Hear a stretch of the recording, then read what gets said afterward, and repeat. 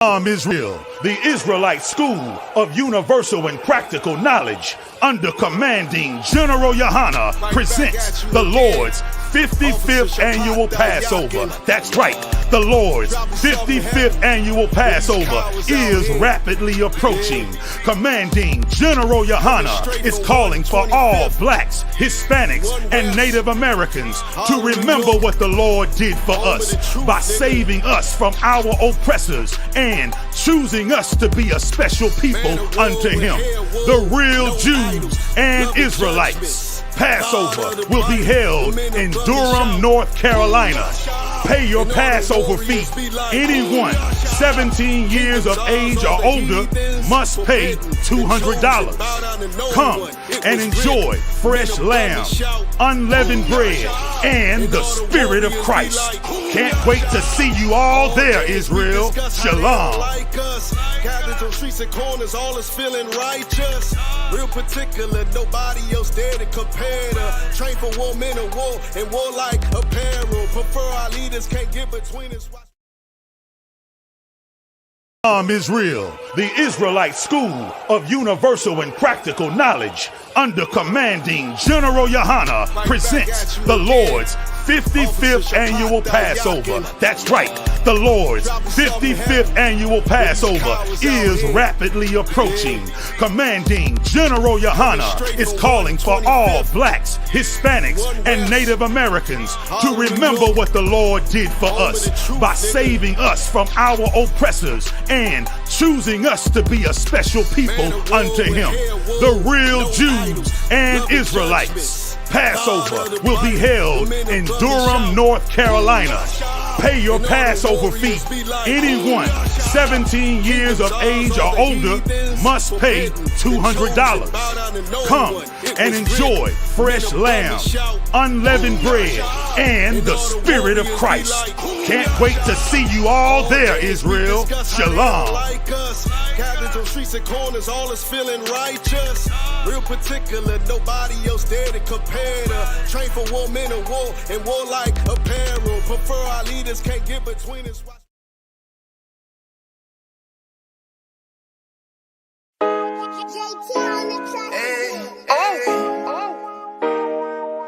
ISUPK, we out here in Baltimore, you know what I mean? We was having an amazing food and clothing drive out here, feeding the people, clothing the people, and getting love for the brothers and sisters out here. But that was my nigga. Yeah.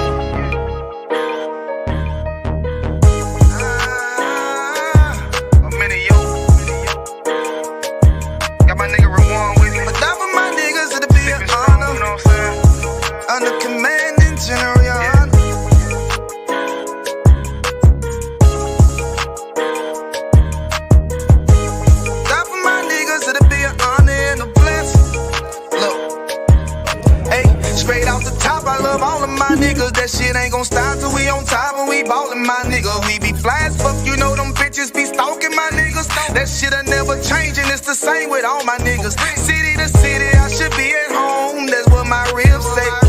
But bitch, I'm grown, I'm in these streets and closed caption. Niggas know we bout that action. If a nigga play with me, then my Hakim gon' let him have it. Hey, think you the shit, this truth the shit. Nigga play, I let that Ruger hit. Get on them tracks, they be like, who is this? I'm rude with it. Ain't got no manners. All them pussy niggas talking shit. Yeah, I know they can't stand us, but we UPK, Louisiana, bitch, that's what I'm ripping. And my niggas solid, number real ones in my section. If you Israel, the Israelite School of Universal and Practical Knowledge, under commanding General Yohana, presents the Lord's 55th Annual Passover. That's right, the Lord's 55th Annual Passover is rapidly approaching. Commanding General Yohana is calling for all blacks, Hispanics, and Native Americans to remember what the Lord did for us by saving us from our oppressors and choosing us to be a special people unto Him, the real Jews and Israelites. Passover will be held in Durham, North Carolina. Pay your Passover fee. Anyone 17 years of age or older must pay $200. Come and enjoy fresh lamb, unleavened bread, and the Spirit of Christ. Can't wait to see you all there, Israel. Shalom. Captains on streets and corners, all is feeling righteous. Real particular, nobody else there to compare to. Train for war, men of war, and warlike apparel. Prefer our leaders, can't get between us.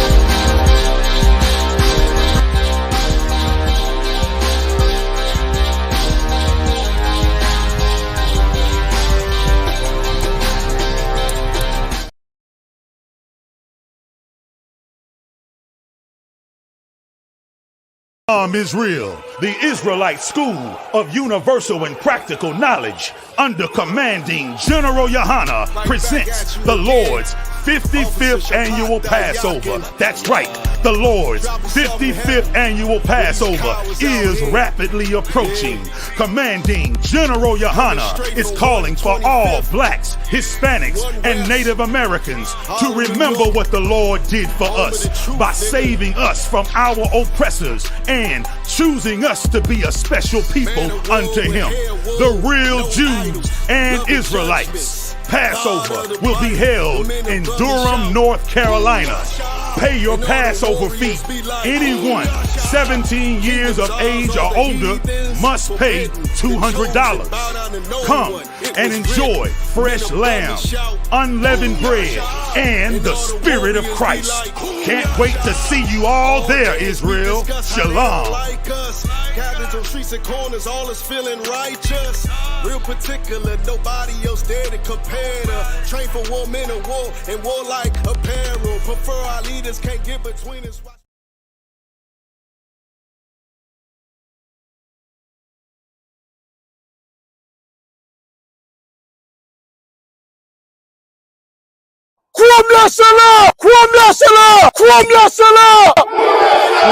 Seriously, you're looking for a Christ man, the one who anointed with the Lord, with the Spirit of the Lord, to do His will. I'm that nigga.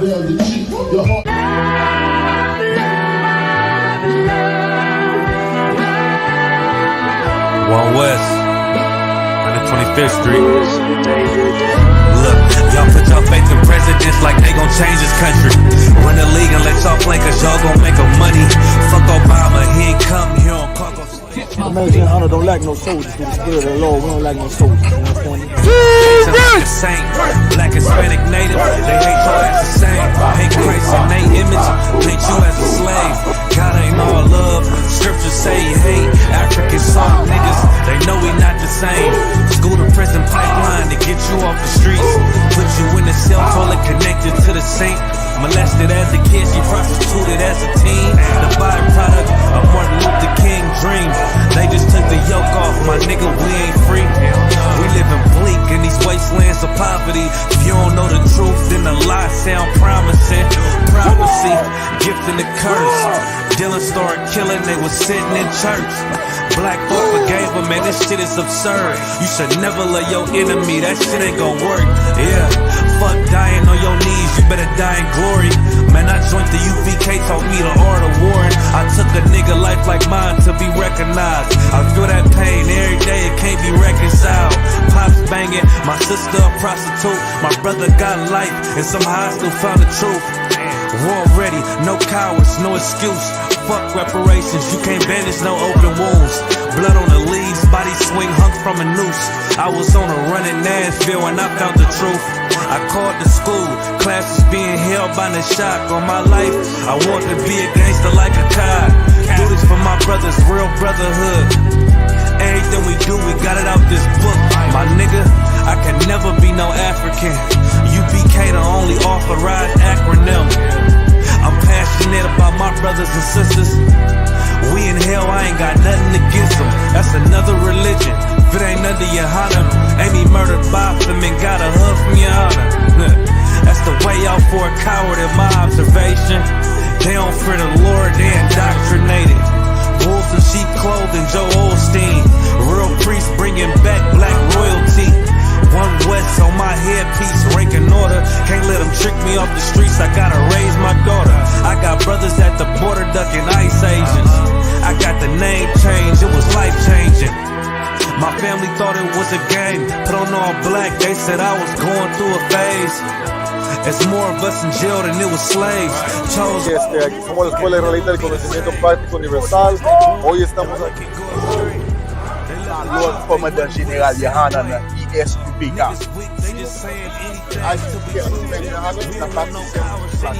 This is what Commander General Yohana did. This is what he did. First camp, I cut off all my dreads. I took an oath when that oil hit my head. Niggas capping like they lids. I'm a priest, I never stick no fork in no pig. I was dead till I found out how to live. This brotherhood taught me how to be a man. I came back to my roots, I had to dig. A couple gaps I had to bridge. I got a rib, I'm married to this work. You wanna serve the Lord, he ain't in the Christian church. I had to dig. That's right. Israel, the Israelite School of Universal and Practical Knowledge, under commanding General Yohana, presents the Lord's 55th annual Passover. That's right, the Lord's 55th annual Passover is rapidly approaching. Commanding General Yohana is calling for all blacks, Hispanics, and Native Americans to remember what the Lord did for us by saving us from our oppressors and choosing us to be a special people unto Him, the real Jews and Israelites. Passover will be held in Durham, North Carolina. Pay your Passover fee. Anyone 17 years of age or older must pay $200. Come and enjoy fresh lamb, unleavened bread, and the Spirit of Christ. Can't wait to see you all there, Israel. Shalom. Cabins on streets and corners, all is feeling righteous. Real particular, nobody else there to compare to. Train for war, men of war, and war like apparel. Prefer our leaders, can't get between us. Israel, the Israelite School of Universal and Practical Knowledge, under commanding General Yohana, presents the Lord's 55th annual Passover. That's right, the Lord's 55th annual Passover is rapidly approaching. Commanding General Yohana is calling for all blacks, Hispanics, and Native Americans to remember what the Lord did for us by saving us from our oppressors and choosing us to be a special people unto Him, the real Jews and Israelites. Passover will be held in Durham, North Carolina. Pay your Passover fee. Anyone 17 years of age or older must pay $200. Come and enjoy fresh lamb, unleavened bread, and the Spirit of Christ. Can't wait to see you all there, Israel. Shalom. Cabins on streets and corners, all is feeling righteous. Real particular, nobody else there to compare to. Train for war, men of war, and war like apparel. Prefer our leaders, can't get between us.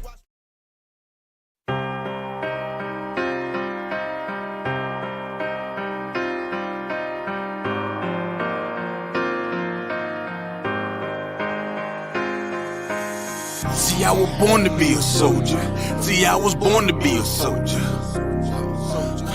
See, I was born to be a soldier. I was born to be a soldier. Hey, hey. See, I was born to be a soldier. I was born to be a soldier. See, I was born to be a soldier. See, I was born to be a soldier. See, I was born to be a soldier. See, I was born to be a soldier. See, I was born to be a soldier. See, I was born to be a soldier. Left, right, left. I can tell you what it feels like when them problems kicking in. I call it real life. Now I'm feeling trapped. Who can I trust? Second guessing everything. Who can I love? I remember sleeping on the floor, ready for whatever. I was sleeping by the door. I was down bad, didn't want no one to know. I was on my own, didn't have nowhere to go. Everything I seen was a test. I was born to be a soldier, nothing less. This is the life that I chose. This the life that I chose. This the life that I chose. This the life that I chose. See, I was born to be a soldier. I was born to be a soldier. This is the life that I chose. See, I was born to be a soldier. See, I was born to be a soldier. See, I was born to be a soldier. I was born to be a soldier. This is the life that I chose. See, I was born to be a soldier. See, I was born to be a soldier. Left, right, left. All black is the uniform. Soldiers dead and gone, I'm forever pouring liquor for them. Try me on my brothers, and I'll be moving bodies for them. Came up out the struggle and maintained through the storm. Niggas dying for dead presidents, fucking up their residence. White man dirty tricks, they call this shit politics. Vagabonds, and they some natural born lunatics. That what they is. They shut you down when you speaking truth. It black boots when you in the truth. It black boots when you in the truth. This is the life that I chose, nigga. See, I was born to be a soldier. I was born to be a soldier. See, I was born to be a soldier. See, I was born to be a soldier. See, I was born to be a soldier.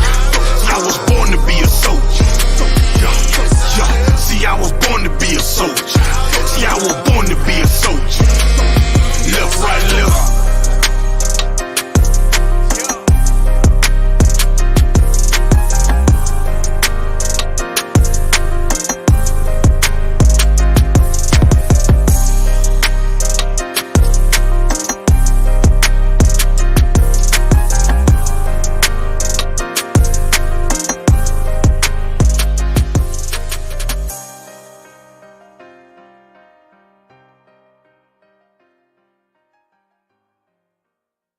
Israel, the Israelite School of Universal and Practical Knowledge, under commanding General Yohana, presents the Lord's 55th annual Passover. That's right, the Lord's 55th annual Passover is rapidly approaching.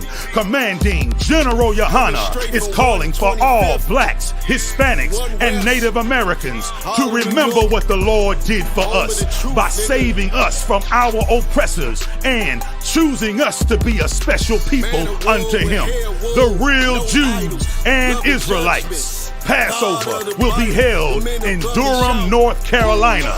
Pay your Passover fee.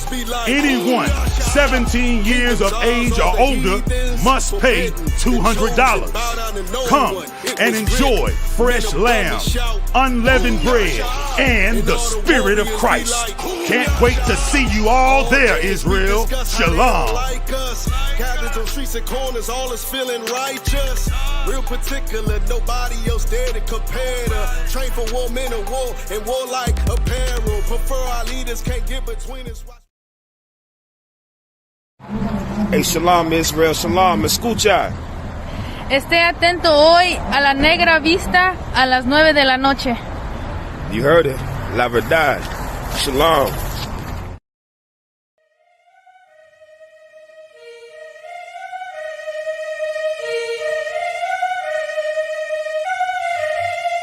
Top, man, shit.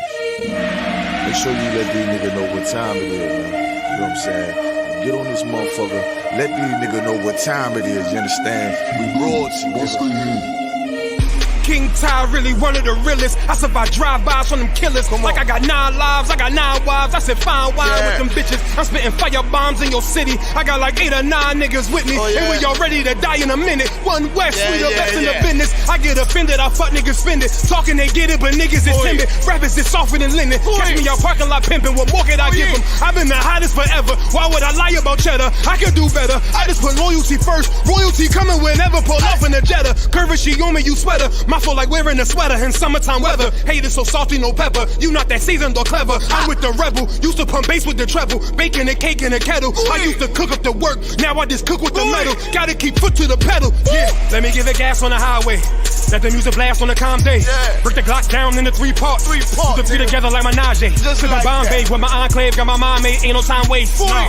Eating prime steak with a fine date at a fine place. Getting violated. Hey, listen. I already told these niggas. You understand? I call up King Ty. He say, what's up? I say, what's good, my lord? Listen, he like, listen. These niggas ain't ready for none of this. You understand? I said, listen, if the nigga ain't one West, he ain't got it on his arm or his chest. I don't give a fuck about the nigga. It's just me and my niggas. We royalty, yeah. I got the hammer, you running, man. Come through your window like rubber man. Snapping your neck like a rubber band. Talking my jaw like the sun is set. He told me murder you rappers. Uppercut sending you vertical actors. Y'all got me coming with verbal attackers. I might attack you type physical too. Way I be rhyming, the way I be shining. I'm blinding these rappers like Mr. Magoo. These haters miserable, we indivisible. Look at these haters like they got no clue. No clue. They hold up ones in them W's. Really, bro, don't get too comfortable. If you ain't cut from the cloth, co-signed by the Boston, we do not fuck with you. Cause you wouldn't last here. I told you the same shit last year. Already told. Keep talking that trash, I have a car, come kick your ass in. Already know. Your jaw like glassware. We pull up, not rocking no mask there. Don't care if you spot us, you know how you got us. It's over, you saying your last prayer.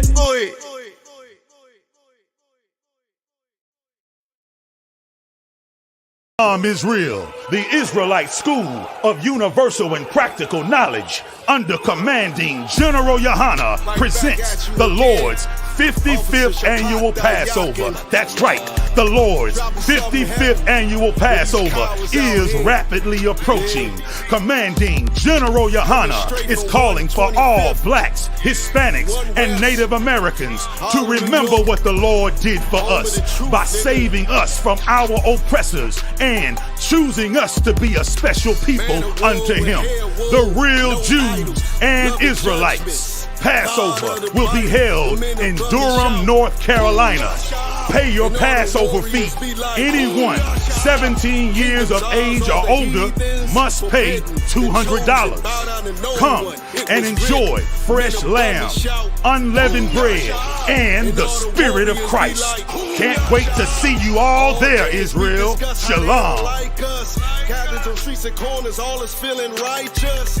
Real particular, nobody else there to compare to. Train for war, men of war, and war like apparel. Prefer our leaders, can't get between us.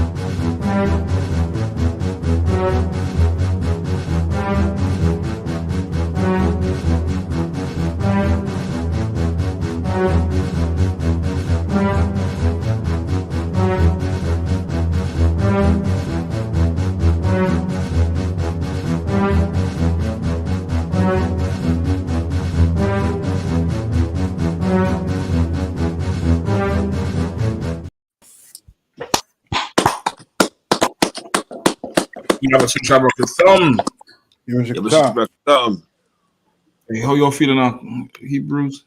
Good. Not how you feeling? Not too bad, priest. Y'all can hear me good? Come on. Yeah, man, no sign. I think everybody audio straight up and down. Yeah, man, we holding it down again. Another Saturday night with the UPK holding it down for Command General Hannah, hardest working man in Israel. Give him a hand. This week he'll be in North Carolina and South Carolina. Thursday? Yep, Thursday, Friday, and Saturday. Right? Captain Nathak, you want to run it down for them? Yeah, so Thursday we're gonna be in Greenville. Right, we're gonna have the opening the Feast of Purim in South Carolina and Greenville. All right. Thursday we're gonna be in Charlotte in Kannapolis to have the closing of Purim, and then on Saturday we're gonna have a big massive camp. You know what I mean? So I mean if you're around the area, support, man. You know what I mean? Yeah, man. Damn right. Yeah, yep. We're gonna be rocking it all the way out. UPK gonna do it as we always do. You know what I mean? I think most everybody coming down for that one down there in the Carolinas. You know what I mean? Mm-hmm. It's gonna be an insane time. Are you doing a food drive and clothing drive, right? We holding off that big food and clothing drive for around Passover. I got you. No sweat. I thought it was doing something this weekend too. We're gonna definitely have a camp. Yeah. Okay. So like you gonna say something else? Yeah, we might have something, but nothing on that level. I got you. But still, people could still come down and grab some food, grab some clothes, come meet the brothers, come meet the generals. Gonna be down there. The captain's gonna be down there. Sisters gonna be down there.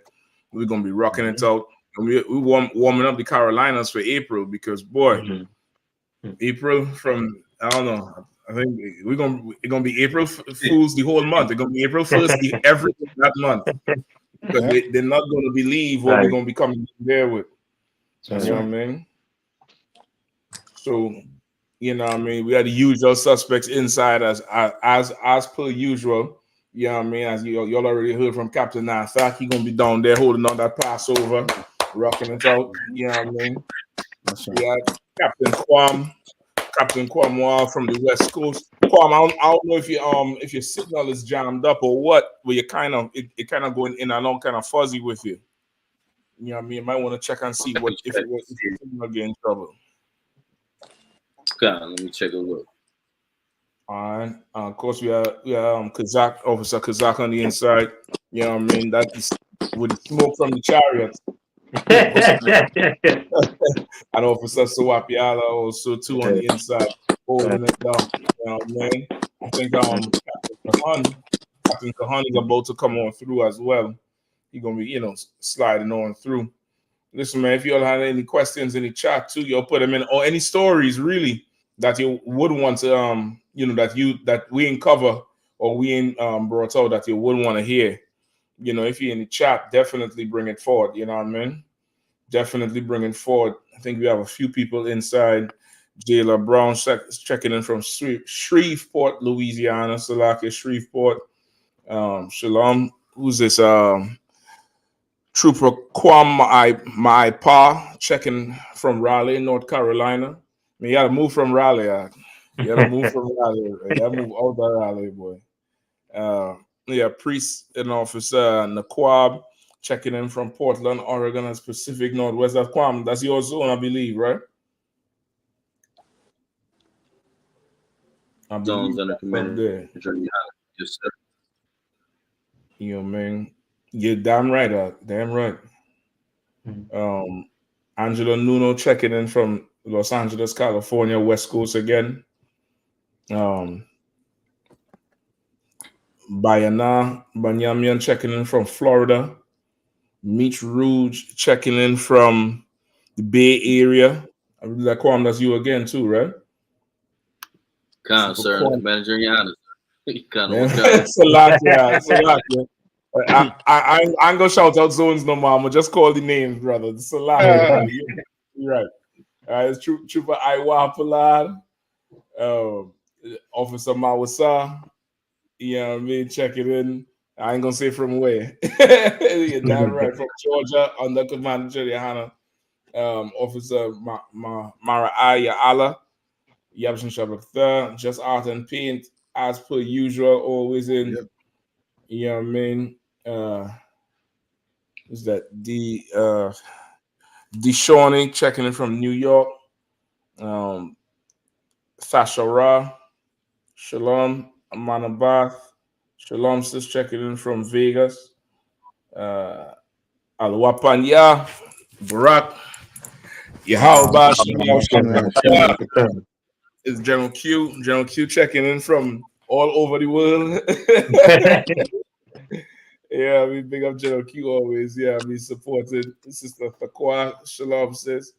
Young man, who's this young man? We're checking in from Detroit.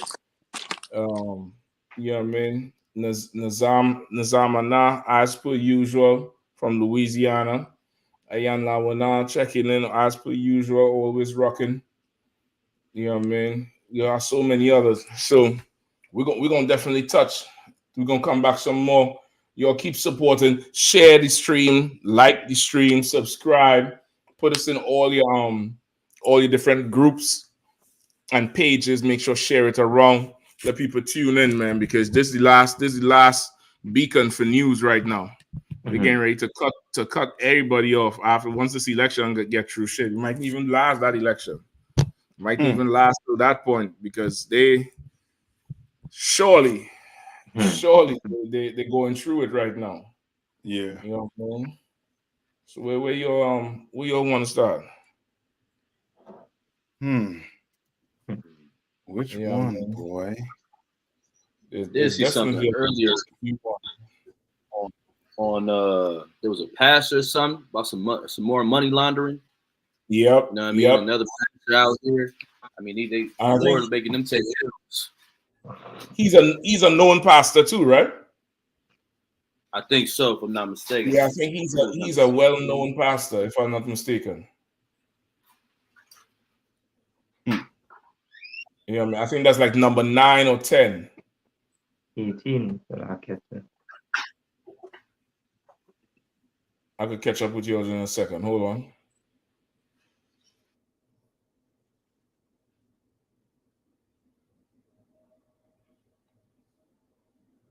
I think it's about 9 or 10. I think it's 18. 18? Yeah. Whitehead, yeah, that's it. Black, yeah. 18. Kawakan. Indicted New York City pastor Lamar Whitehead boasted of gang Adams ties in extortion scheme feds. Like it. Yeah. Read the title again, if you don't mind. Kawakan, sir.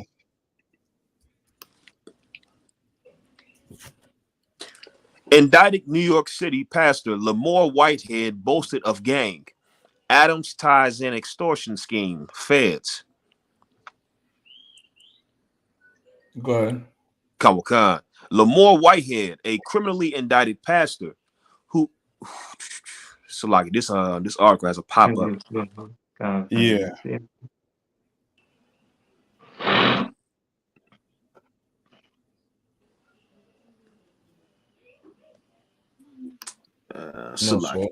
What's killing you? Yeah. This article, like, it requires you to have a subscription or something for the New York Daily.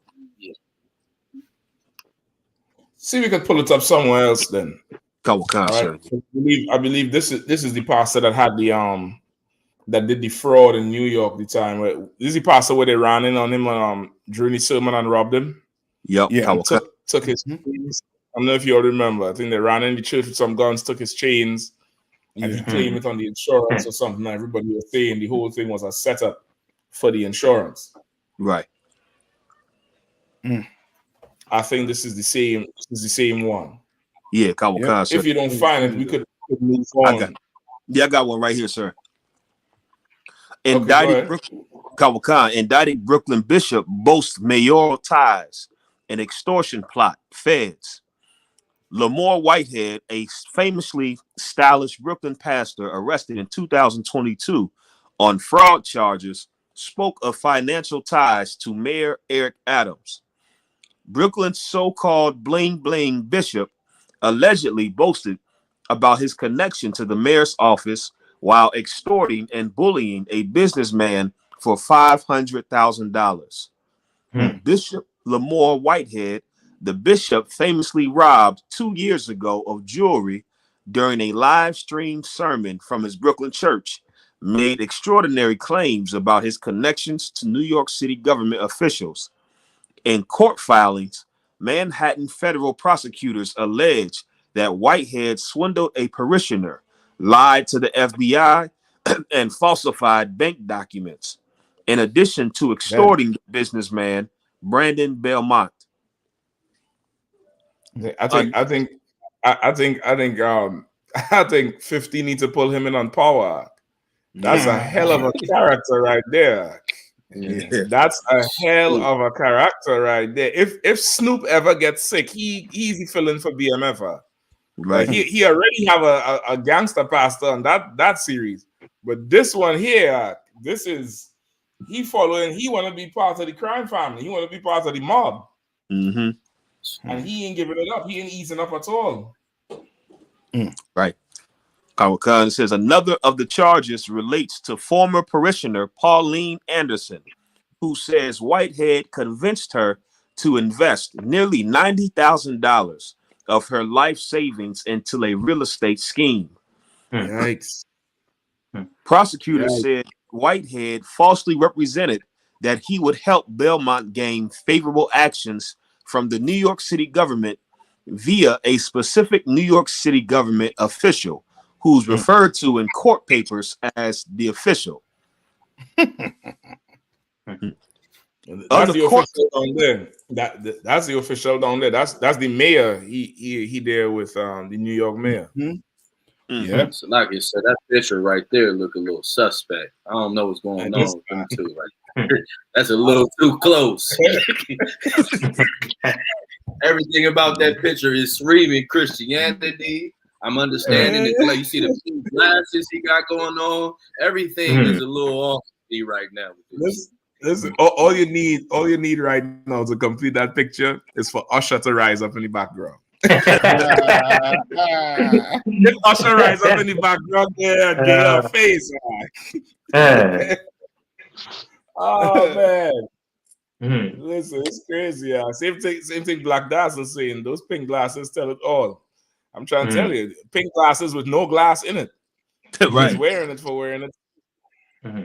So like, I mean, he really he telling you see rainbow.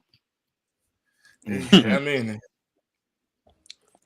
so like I said, if I may too, this I guess this is a common scheme amongst pastors, robbing old Black women in your churches, because this is exactly that pastor here in DC in Maryland that came up against the camp that tried to fight us with his son, Thornton Furnell. If anybody wants to look him up, by the way, that's his name. Thornton Furnell. Look him up. He's a charlatan, and he steals from old Black women. This type of scheme where they get over on these old silly sisters must be common, because here he is all the way in New York, convicted for the same thing that this pastor here in Maryland was convicted for. So it's like I don't know if y'all seeing this, but you Christians better wake up. You are being hustled. If you didn't know it spiritually, you better believe physically they coming for them pockets. Because I think they call that they're being scammed. Right. You're talking about scammers. Yeah. You're pissed off with them young boys being scammers, but you ain't pissed off with your pastor being a scammer, right? Right. The young boys, there's finesse. The pastors, no, the young boys is the scammers. The pastors is the finessers. Which one it is? Yeah. One is the finesser. One is finessing. One is scamming. Yeah, both of them wicked as hell though. Ain't nobody scamming Donald Trump. Ain't nobody finessing the Goldman Sachs. That's our Lehman Brothers. Yeah, I mean. And just for everybody who wanted to know, this is from justice.gov.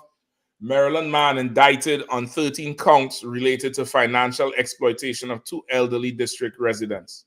Wow. Thornton Fennell, 56, was indicted October 26, 2020 and arrested on charges involving financial exploitation. You know what I mean? And they run down the whole thing here of this pastor who, you know, since 2017 or 18 been scamming, you know, older people for their money. And he thought he wouldn't have gotten caught, and he definitely got caught. He did some time for it and still had the gall to come up and try to come up against the camp after you done prey on black people. Right. You know, Oh damn, like he come up against the camp. Yeah, that was the pastor. Yeah. That was last year or the year before. That was last year. 2 years. That was the year before. 2 years ago. Yeah. He had the kahunas to do that. Oh, man. He was strong, brother. That day was a strong demon for him, brother. And the same type of LGBTQ vibes. Once his son showed up, his son showed up, wanted to fight, he kissed the son in the mouth, all kind of nasty shit out there. Yeah, same type of vibe. You know what I mean? What was even funny about that situation, Cap, was when you called his wife out, or you thought it was a sister in his church, turned out to be his wife, and you asked what kind of car you drive. He's like, of course we drive a Mercedes. He's like, right. Listen, she was trying to save him, Mark. She was trying to pull him away because she already knew he wasn't supposed to be out there like that. You know what I mean? But these pastors, boy, and okay, these pastors damn near is damn near you had to cut off their supply. Right. Yeah, I mean, like really, you ain't stopping them, because at this point, everybody know the pastor don't know the Bible, but you have to cut off their supply, and this is their supply. If I could get one scripture, please, give me 2 Timothy 3 and 6. Can. The book of 2 Timothy, chapter 3 and verse 6. For of this sort they which creep into houses and led captive silly women laden with sin, led away with divers lusts. Right, like that's their supply. Right, silly woman laden with sin. That's their supply. Their supply. Who giving them all the resources, all that money for them? That pink glasses probably cost about $500. That old more than that. Listen, I'm lowballing anything, brother. Yeah. Yeah, I mean, that's them suits he wearing, the cars he driving. You know, silly woman laden with sin is the supply. You ought to cut that off. You ought to cut them silly women off, and you only cut them off by raising up strong black men like what Commander Hannah is doing here at School of UK. That's how you cut that off. You cut that thing off that way. And listen, this is the funny thing about it. It's coming out more and more now that they're saying black women, especially black women, are suffering from a tremendous amount of stress. A tremendous amount of stress that's leading to poor mental health. And it's affecting the cardiovascular system. But it comes from the stress. And guess what's the root of the stress? Finances. No man. Not the finances. The no man is a symptom of it. But the root of it comes from the woman's liberation movement, and then the mantra of the strong, independent black woman. They say right now, so many black women trying to live up to that don't believe the shit.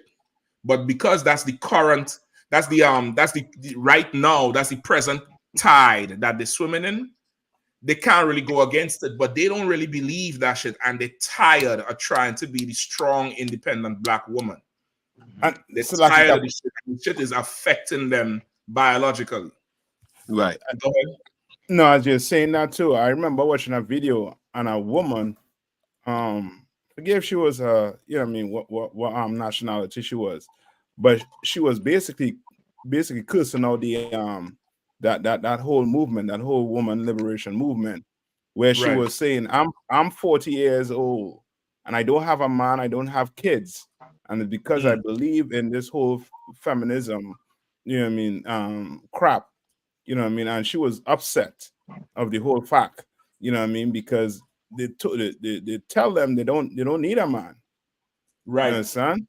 But when you get to, you know what I mean, to 40 and you recognize what life is really about, and you know what I mean, you know, trying to start, you know what I mean, that clock ticking on the you know what I mean, on childbearing. Once you hit that clock, you know what I mean, and they don't tell you these things.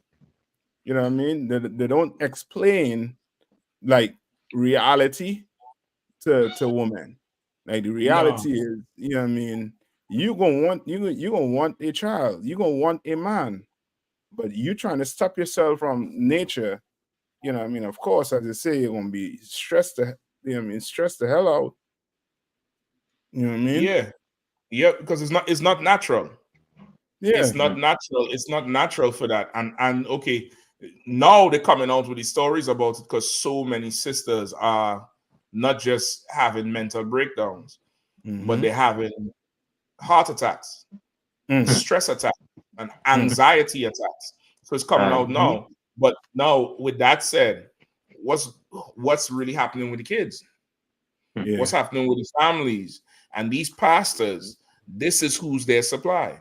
Because he's supplying the silly woman with a drug that fentanyl, Xanax, none of that could, you know, give her that type of high. Like how you saying, Captain Nafak, with you can't tell them the truth.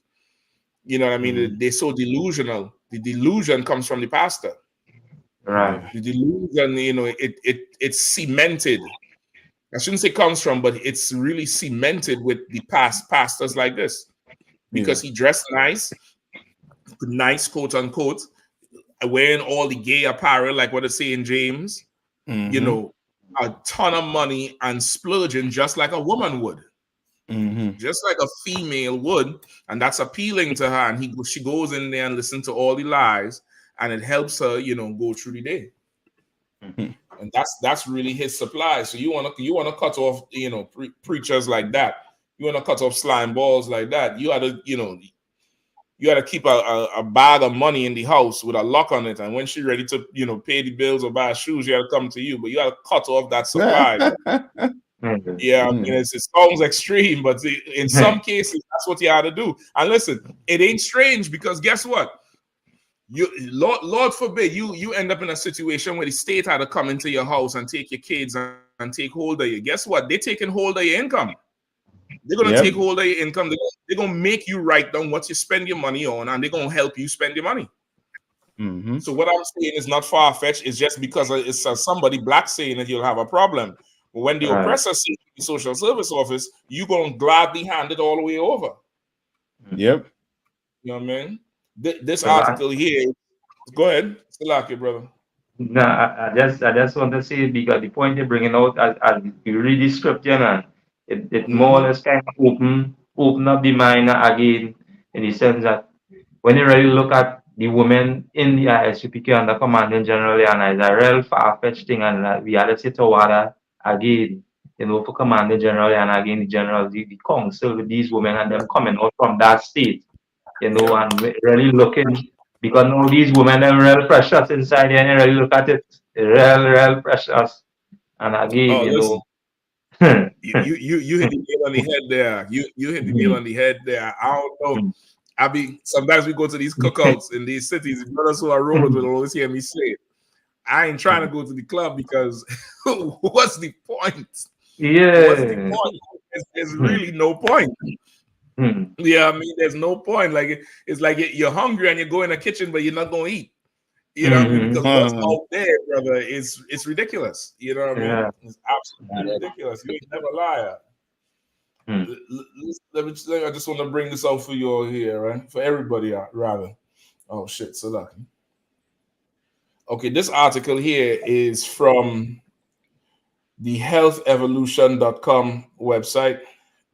All right, this is March 31st, 2022. So it's just about a year old. All right. It says research indicates that Black women highly endorse the strong Black woman persona, a perception that Black women are naturally strong, resilient, self-contained, and self-sacrificing. The SBW, it have its own acronym now, like it's the FBI. The SBW, which is the strong black woman, right, is perceived as able to handle with ease all the stress, upset, and trauma life throws her way. Her strength is shown in her independence, self-control, and work ethic. She is self-reliant and emotionally contained.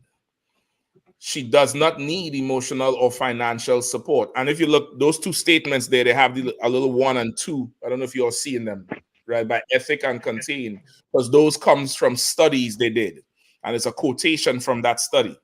So he ain't just talking, right? She does not need she does not need emotional or financial support to succeed or take care of her and others' responsibilities.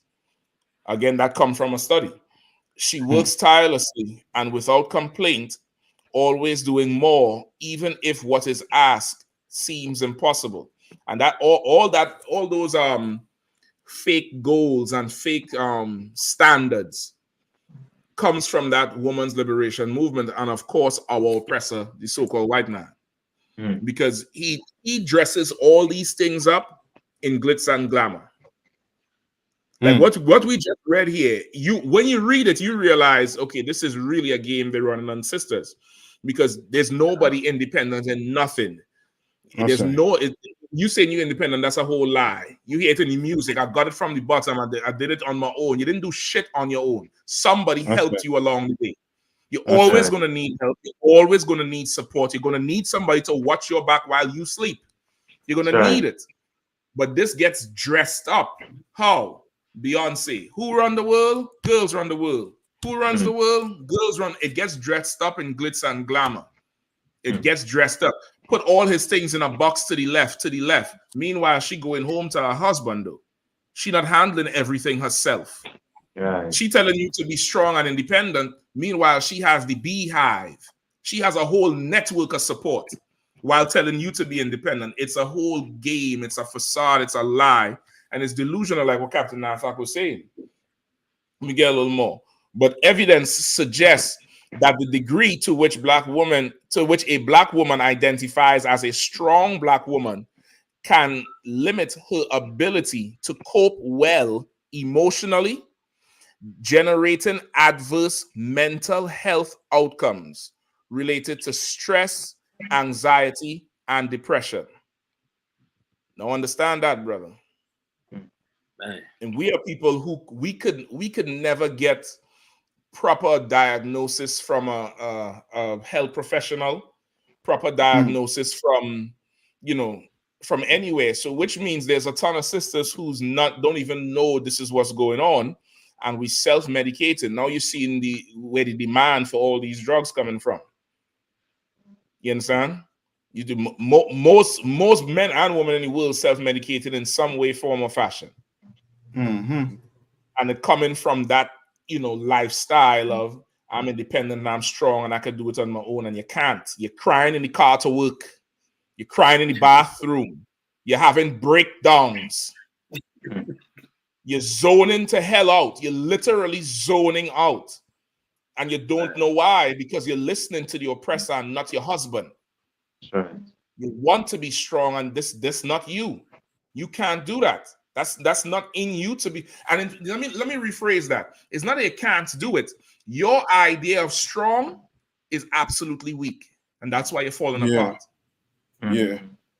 What you think is strength is absolute and total weakness. Yeah. That's why you're falling apart. You know what I mean? Salaki, if I may. Go ahead, please. I was going to say, like, when you think about how it's saying that they can't cope with the emotional understanding of it, is because they're taking on the role of a man, which is against the nature of them in the beginning. And so that's the reason why they're struggling to be in that dominant position, because by nature, they're not meant to be dominant, but to be dominated. You need a man to be in that role. You know what I mean? Like that strong black woman concept is the very thing that's killing you. And if you don't, and this is so heavy because this is a study. So that means they actually took the time to get, do the footwork and reach out and get all the analytics to put this together so the facts could be out there. And it's crazy that we as a people don't want to understand it. We need to start pushing that if you want to be, y'all want to be strong black women. The acronym is SBW. It should be submissive black women now at this point. You know what I mean? Because that's the S you need. You need to learn submission.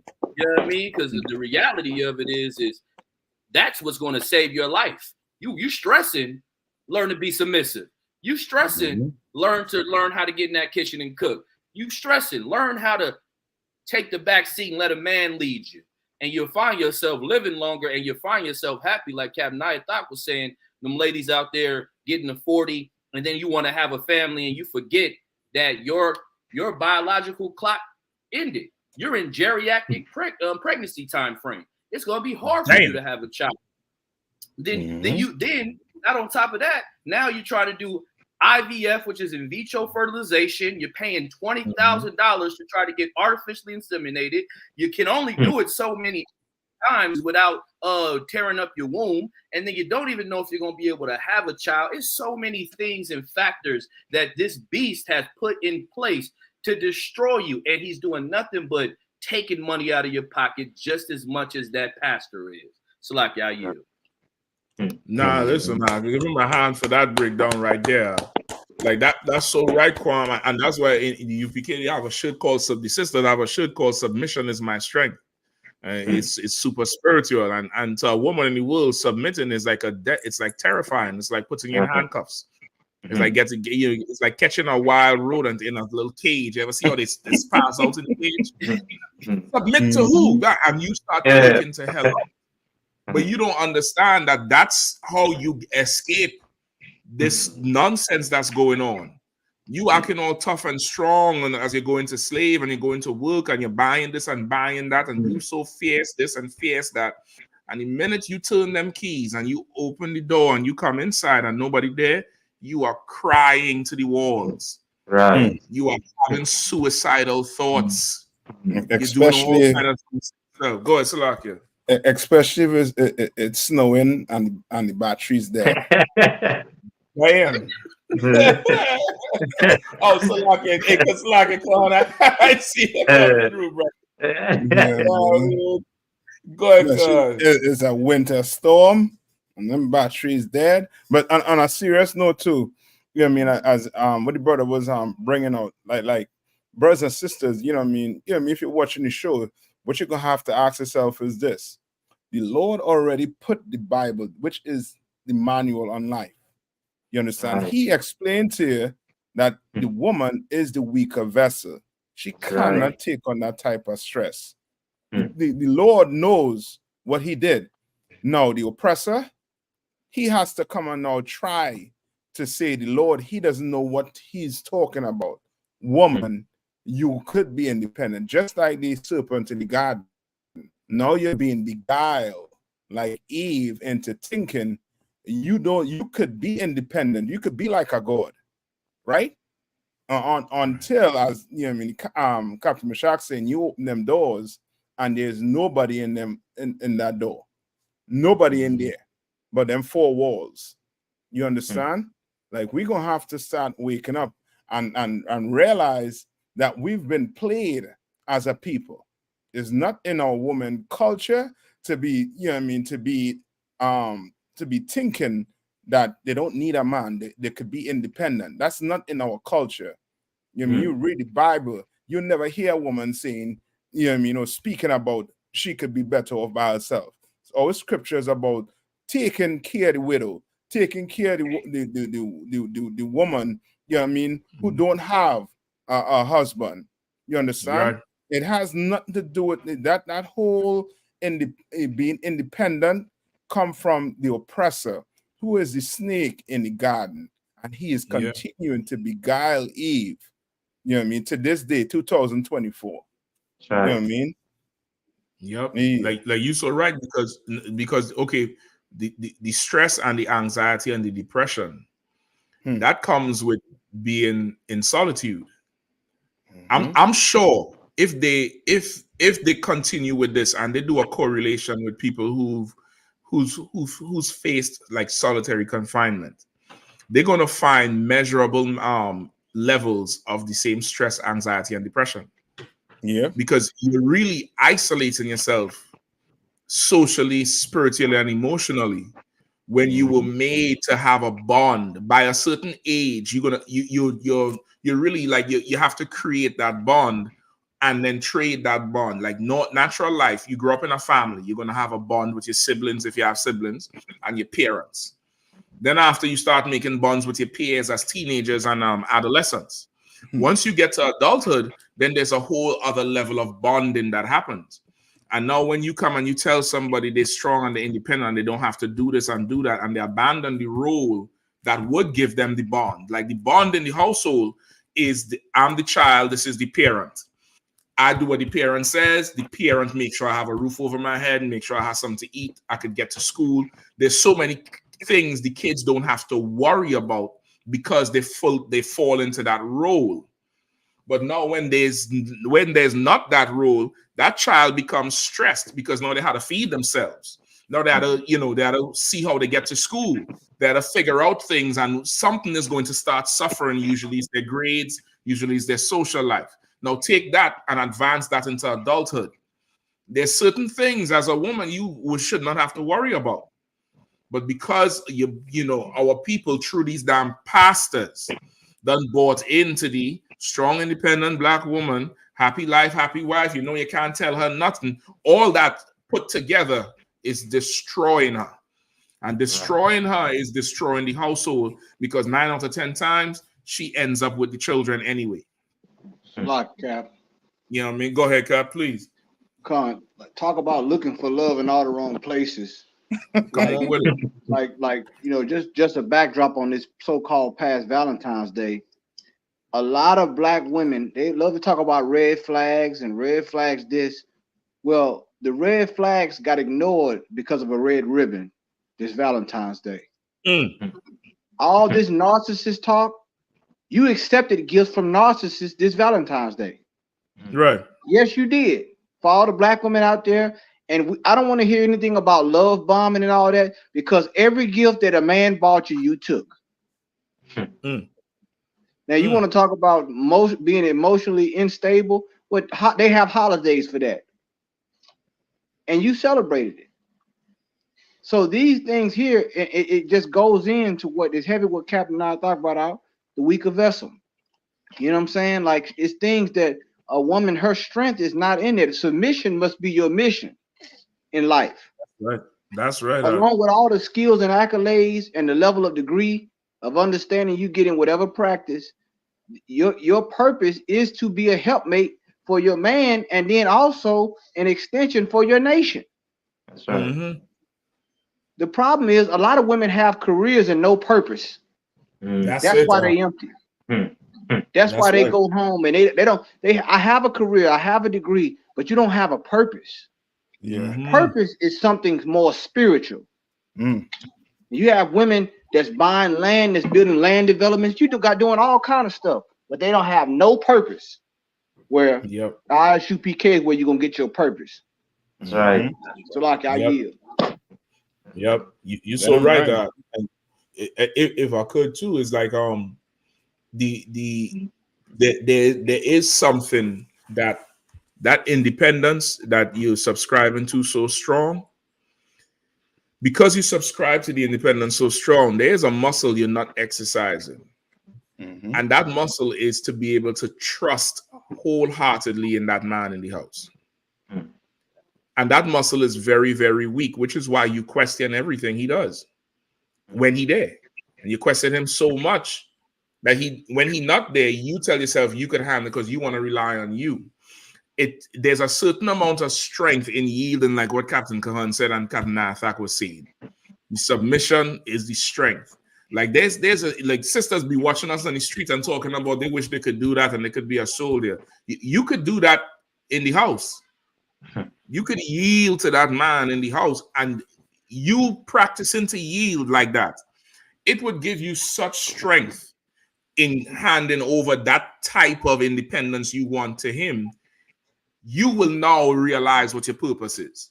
So it's like it's one and the same. It's all the same thing in one same pot, no matter how you spin it or how you look at it.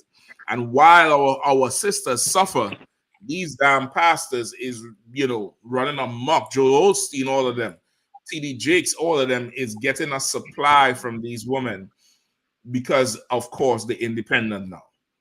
So like, Cap. Go ahead, I remember T.D. Jakes. He had that whole women's conference, and he had a book that says "Woman, thou art loose." Yeah, I remember that. But these women don't understand that Satan can control you through freedom. Right. So like, I yield. Right. You're absolutely right. If I could,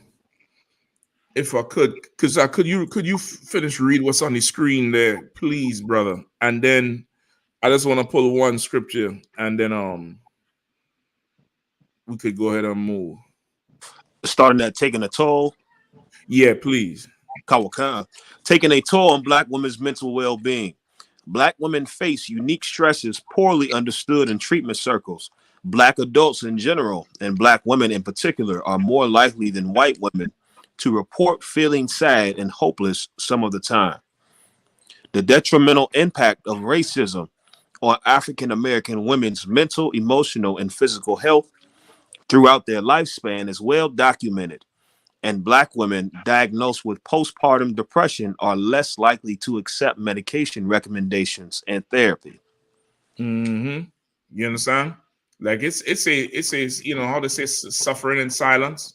It's a whole epidemic of it, and it comes from that marrying them two situations. One is subscribing to that independent lifestyle and going wholeheartedly into it, and the other is not wanting to trust in a man. I don't need a man. Don't need a man. Don't need a man. It's like you have to constantly lie to yourself, and now you're paying for it in the hospital. And it's rough. It's one thing to suffer mentally, but you could get a stroke, you could get a heart attack. That's what they're saying that's happening now.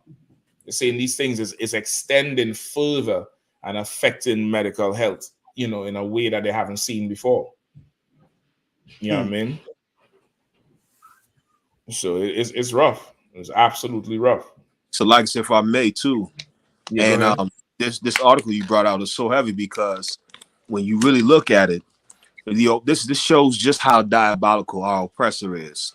Everything that these sisters tell themselves is what these slave masters used to tell Black women to mistreat them. Like, you're fine. You're fine. You're strong. It's like how they would patronize the sisters while they did experiments and torture them. Right. And so it's like the sisters now have taken on that pathology. Now in their mind is, I'm strong. I don't, I can do this, or I don't need to do that. And then we seeing sisters break down. Like I was on TikTok live, and Captain Yatazak, he was on there with me in the chat, and this sister full out had a mental breakdown. And she invited me to the live. I guess she had recognized my name from a previous live.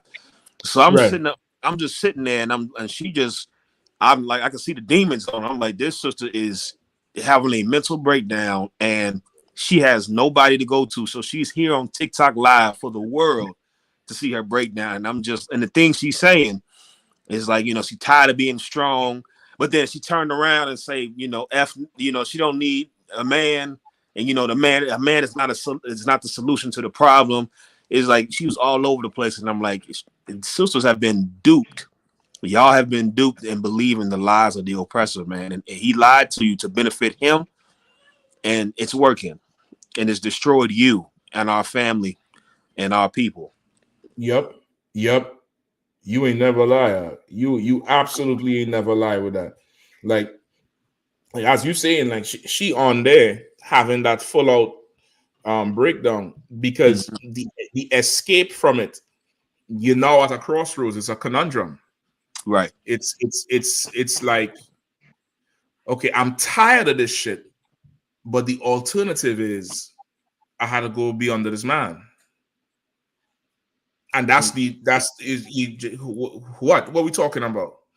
And she rather suffer. You get the point? Right. And it's not that far-fetched to understand. It's the same thing of we on the street. The preachers are evil. The Christian church is the house of Satan. They're nothing to do with God. Christianity has nothing to do with the Bible or God. They agree. Next, we had to do come out of America. Well, we can't do that. We can't leave that behind. What are we gonna do? How I'm gonna eat? I'm gonna come to you. It's damn near like that. It's almost like that whole it's like a Stockholm syndrome with the oppressor. Like now you realize what it is, but you can't do it. But you're tired of it though, and it's across all levels. You had that sister on the live. Taraji P. Henson was crying, talking about she tired of being strong. She was like, I'm fed up of this shit. I'm tired about it. Monique talk about that husband, how he ground her. He have her grounded. You get the point? Like, and this is what you're seeing happening all over the place right now. And I really think that COVID magnified it. Because now these same sisters had to spend times with themselves more. They ain't no filler time. They ain't no I'm riding the train with 20,000 people to work. There ain't no car I'm driving to work. There's no office. There's no store. There's nothing that fills your time. Now you're home with you, with your independent self, and you realize I don't like this independence. I don't like it. It's a locker, Cap. Go ahead, please. And for those don't know, like the smart ones that's in those high positions that manage in management positions and things like that, I'm gonna let you in on a little secret. When they come home, like I said, when they start dating, they starting to tell men, the wives are starting to tell men up front that they want to be, and I quote, dominated. That's what they're telling them. They said, I'm in charge at work. I'm in charge of this. I'm in charge of that. I run a Fortune 500 company. But when I come home, I want to be told what to do. Now, there are other women that disagree with that. They think that they should stay in that role, but that role is getting worn out. That role is from 9 to 5. But when the sun go down, they want pure domination. They want to be told what to cook, what to wear, everything. That's what's happening. That's what's getting ready to happen. Yeah. So like I yield. Yep. It's time to return all things to their natural state. Men are going to go back to their natural state. When I say natural, I'm not talking about carnal state. I'm talking about natural, meaning what the Lord wants you to be. That's right. Position. You know what I mean? Yeah, that natural position, that natural spirit you're supposed to have. How this, when I say natural, I'm talking about the cycle and the system the Lord put in place. This is the time of the reckoning. This is the time of correction. This is the time of realigning.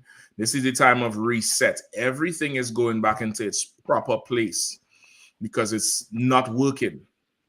It's absolutely not working, and imagine it's affecting you health, your actual physical health, and that's to show you there's no separation between that spiritual world and that physical world. And as we always teach, it happens in the spiritual first, and then in the physical. And just to add to what you're saying, Cap, and what everybody's saying also too, it also add to your life. What do I call it? Life expectancy. Like it goes up. It tells you that. You know what I mean? They did study. They know that. You know what I mean? Married women will live longer than single women. Right? Yep. I'm not saying 100% of the time, but majority of the time they already did the research. It says by 2 point something years or something like that. Right? But they because of that less stress. Right? And what they're going to add on and tell you is everything that's amount to stress. Because when you're stressed out, you're going to do what? You're going to drink liquor. You're going to eat unhealthy. Yep. Right? You're going to smoke. You're going to do everything you're not supposed to do when you're stressed out. Yep. You understand? Which will add to you not having a long life. You understand? And Esau, he knows it because he already did the study. He know what's in that Bible is the truth, but he's trying to keep you away from it. So you put a lust-filled pastor in front of you, so you're not even worrying about what's inside that Bible. You understand? You're not even worrying about what he teaching you. You're worrying about, you know what I mean, about being independent and no man can tell me what to do anything. Ain't no sweat. Well, let that clock tell you what to do then. You know what I mean? And I mean, take a look at that worse. clock. And it's only going to get worse because it tells you America is not set up to deal with us mentally. There's a whole lack of professionals that able to identify with our problems. Much more where majority of our people, we don't like to go to the doctor anyway. And when we do go, we prefer to have somebody who looks like us. And there's a whole shortage of them, them psychological clinicians to really get to the root of the problem. So again, it's like you're festering, like you're rotting on the side. Yeah, you're decaying on the side where there's no help. But of course, Sally, there's help for her.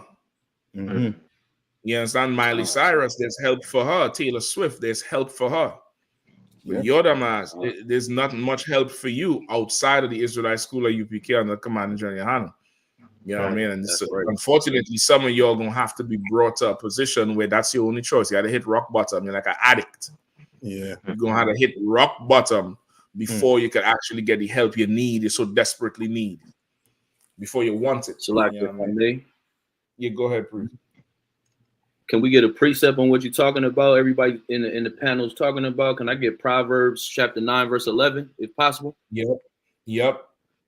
Absolutely. This is just to magnify the point, because with everything out of one human document bringing out is just on point. You know what I mean? For you science believers, what we just talked about right now was science, and it's in the Bible. You understand? Like, not stressing, being joined together, understanding how this life and role works will increase thy days. And this is what the Lord said whenever you got it. Come. The book of Proverbs, chapter 9 and verse 11. For by me thy days shall be multiplied. Who is by me? That's the Most High. That's, you know what I mean? In the ways that Christ showed us how to live. By his day, by him, your days will be multiplied. Keep going. Come. And the years of thy life shall be increased. No, decreased. Increase. No, decreased. Increase. Your days are going to be increased. You're going to have a longer fulfillment of your life. You're not going to get out here and die like everybody else. Keep going. Come. Unalive. Come. If thou be wise, thou shalt be wise. If thou be wise. If thou be wise. What is wise? What is wisdom? Wisdom is the practical understanding of this book, the knowledge. You know what I mean? Wisdom in America lack in these what's these women groups in this feminist movement. That feminist movement lacks wisdom. When you go against wisdom, you go against the Most High, you go against the Bible. Go ahead. Come. Thou shalt be wise for thyself. Thou shalt be wise for thyself. Go ahead. But if thou scornest, thou alone shalt bear it. And that's what you bearing. You deny this truth. You deny this understanding. You deny what we tell you in the Israelite School of UPK under command of Jeremy Yohana, where the prophets of the Lord dwell. You better wake up and smell the coffee. Shalaki, I yield. That's right. Listen, that was a hell of a precept right there. That's it. You deny anything, and your days ain't gonna be multiplied, and we suffering for it. And okay, most of the sisters would understand it because of course they're in here and they're fully taught and changed and new. But a lot of women gonna hear us saying this, and they would say how we're misogynistic and you hate women and woman bashing. But you don't understand that it's affecting you, which means it affects us. You don't understand that. You don't understand that it's not good to look at you and see you're wasting your life. You're wasting your life behind something that cannot even help you live. You don't see that, but you know, you might need to have a few more strokes and stuff before you could get an appreciation for what we're talking about. Anyway, let's move on. The time running. Go ahead, come on. No, go ahead, Kai. I ain't gonna. No, come on with it. Come on with it out. What Capricorn said was so heavy, man. I'm so sick of these blackity black astrologers, these zodiac women running around here talking about the Saturn and all this, and they always get in these bad relationships. You know, they got all these compatibility signs and things like that. But they always every form of knowledge they get in, they don't have the right relationship compatibility. You know, you telling us about Saturn, we watching patterns. We not into all that. and then you want to talk about that a man can't be in charge. Well, look, even the heavens have a hierarchy. If you really want to get deep with it, ain't nothing you gonna say that's gonna trump this Bible. Nothing.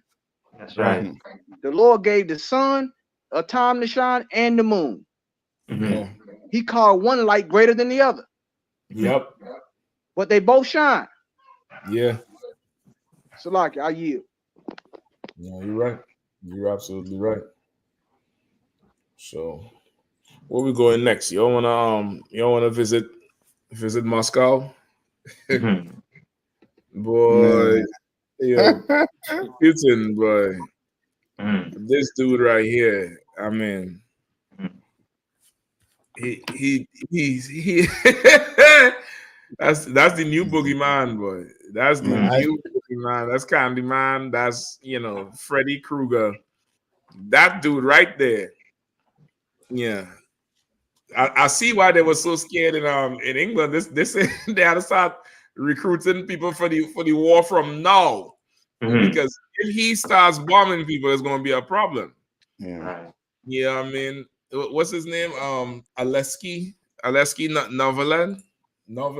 What's his name? Navalny or something.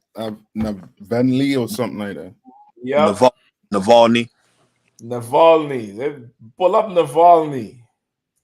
Oh God, Alexei Navalny is the latest Putin critic to die in suspicious circumstances. Now, listen, those of you who ain't know, it's not that suspicious. I believe this. He was the opposition leader who declared he was going to run for the election with Putin. Right? This was about 2 months ago. Yep. Yep. Okay. Yeah, but I think he was it's him, but he was speaking out against Putin. He was speaking out. When he was speaking out, he was like an opposition leader. But then Putin say he gonna run for election again. This guy come and say he running against him, and 2 weeks later he was in jail. Yeah, and I think this is the one who they lost in the prison last month. Yep. All his people calling for him, his lawyer can't. They lose this nigga in the jail, and then they find him somewhere else in a whole different prison in some very Arctic region. They call it the polar bear or some kind of shit like that. That's the name of the prison. No, is the wolf something? Some cold wolf or some shit like that is the name of the prison because it brick cold up in that shit. Yeah, listen, Brittany Griner cut her dreads. Everybody thinks she has a spiritual epiphany. Brittany Griner cut her dreads because she said when she bathed in the prison and not warm, the dreads would freeze and be ice. And would be too heavy on her damn head. And she said she had to cut it. People thought it was some kind of spiritual epiphany. She let go of the shit. She cut her hair to show the Lord she wouldn't come home. She sat in an interview and she explained it. She said she would wash her hair. But she ain't got no blow dryer or nothing like that. She ain't got all that feminine shit. The damn dreads would turn to ice because all the water in it and be so heavy on her head, she had to cut the damn dreads. They lose that nigga in that prison now. Go ahead, please. Like it, so she probably was trying to make a blanket. He would have needed. You know what I'm saying? Trying to weave something together. It was gold. Khan. The death of Russian opposition leader Alexei Navalny in a penal colony in Russia's Arctic North was shocking, but hardly surprising. For years, critics and opponents of Russian leader Vladimir Putin have fallen victim to shootings, poisoning with radioactive or nerve agents, or have plunged to their deaths from open windows. Navalny was only 47 and had appeared in court the day before his death in the penal colony known as Polar Wolf, where he was serving a lengthy sentence. Yo, brother. They named the damn colony Polar Wolf. Damn. It's rough. It's a rough one right there. Right. That's a rough one right there, brother. It's white on white crime, man. Yep. White on white crime. Good. And Salaki, go ahead. I'm gonna come on. No, go ahead, sir. Salaki. No, I was just going to say, you know what I mean, like, you know what I mean, blacks are spontaneity Indians. You better take note and see who over us. You understand? Because these oppressors, they will unalive you if you step anywhere power or money. So which lets you know you ain't coming out of here without Christ. You're not coming out of here without Christ dealing with these men. Right. You understand? Ain't no way you're coming out of here. You could go say you're going to start a militia, you know what I mean? You know, and start your Black Power movement or whatever. You are not coming out of here without Christ. Nope. Yeah. You know what I mean? Yep. You know what I mean? The Bible does say by you know, by the sword is how this guy will eat. Yeah. The Bible said that, like his blessing is the sword. He has a blessing, and it's the sword. So, you know, he's not playing. You know, he's not playing a game. He's playing for keeps. Yeah, playing because for absolute keeps. Because even with the Israeli president, you'll see him on TV, and you will if you did not know there was a so-called genocide going on in Palestine, you would think he is, you know what I mean, he's just a regular old, you know what I mean, oppressor. But they will unalive a whole city and wake up and have good times with the kids and just go about life. Right. Yeah, I mean, you not like that. You had to get high before you go commit a crime. The majority of us, we got to get high before we do anything that's, you know what I mean, that's going to really challenge your consciousness or you know what I mean. We not like them culturally. We not like them. Nah. You understand? Nah. Like they're totally on a different level when it comes to, you know what I mean, that pecking order. You know what I mean? You might just, you know what I mean, well, say, oh, all right, this man better than me. Not them. Not them. You know what I mean? Just imagine he just running for a position for a country. He get what? With Kazakh, he get what? Poison. With they try to hit him with nerve gas. They try to hit him with uranium or something else. The same Navalny? Yeah. And a poisoning attempt, sir. They try to unalive that dude several times. Yep.